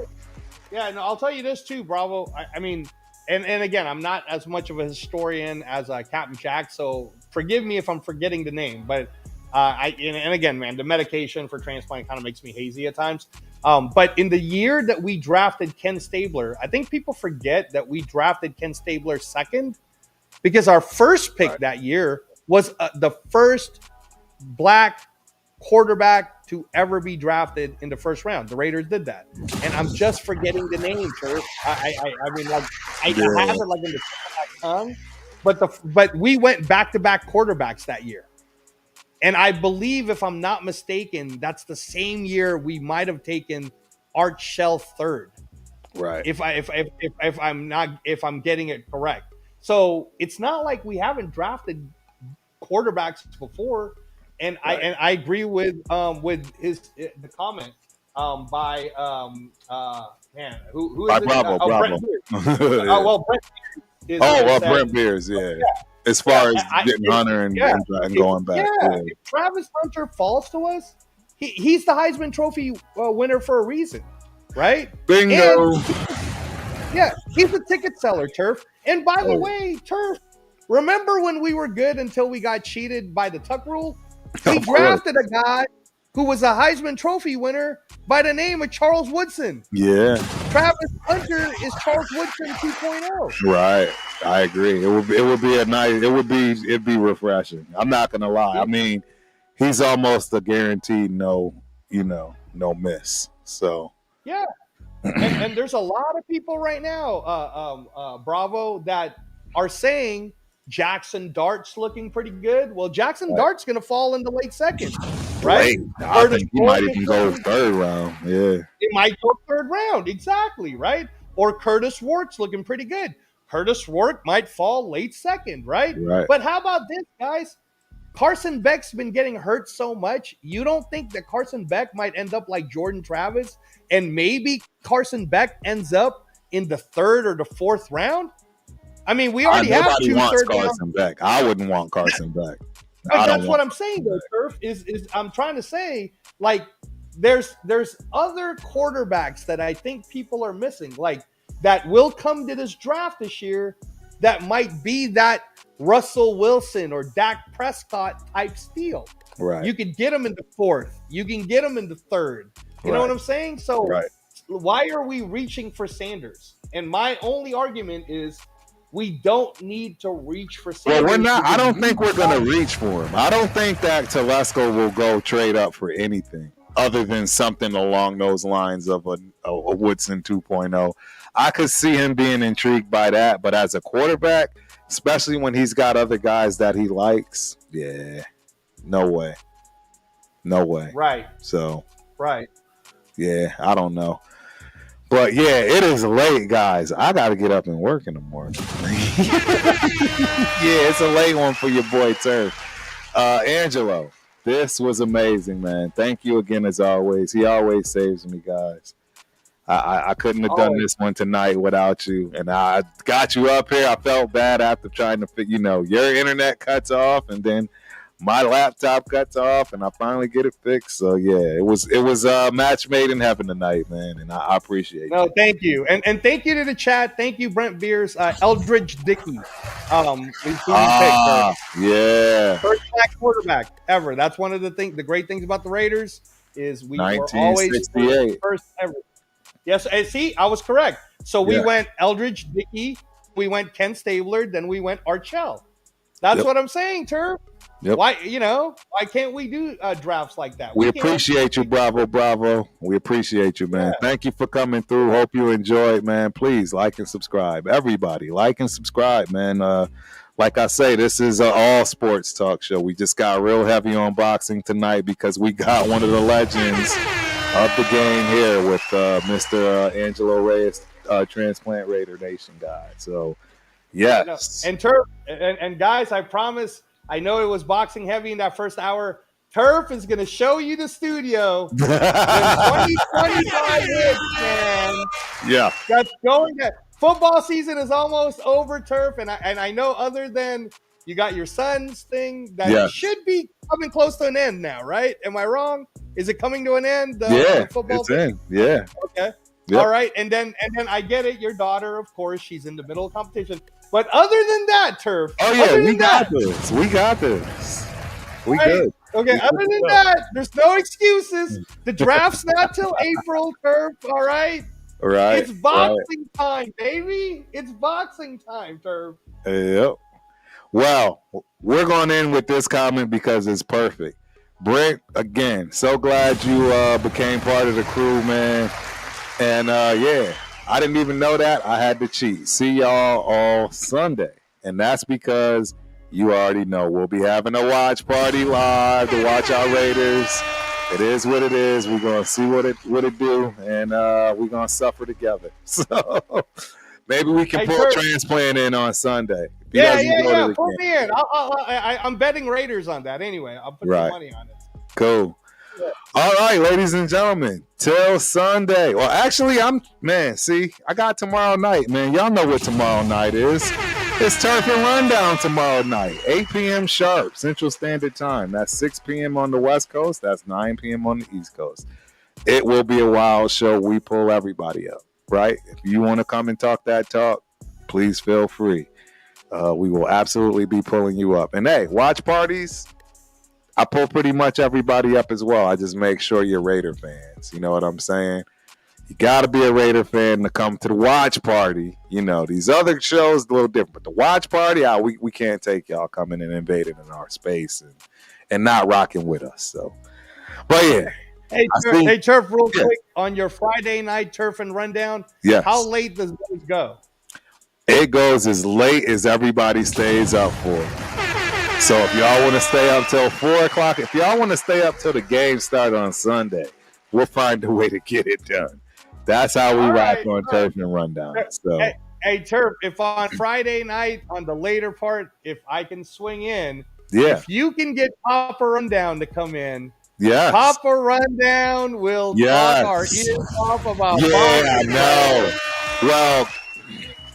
Yeah, unfortunately, I had a death in the family, so Papa Rundown's been handling business. Shout out to Rundown's pops, man. Really good dude, man. I really appreciate him.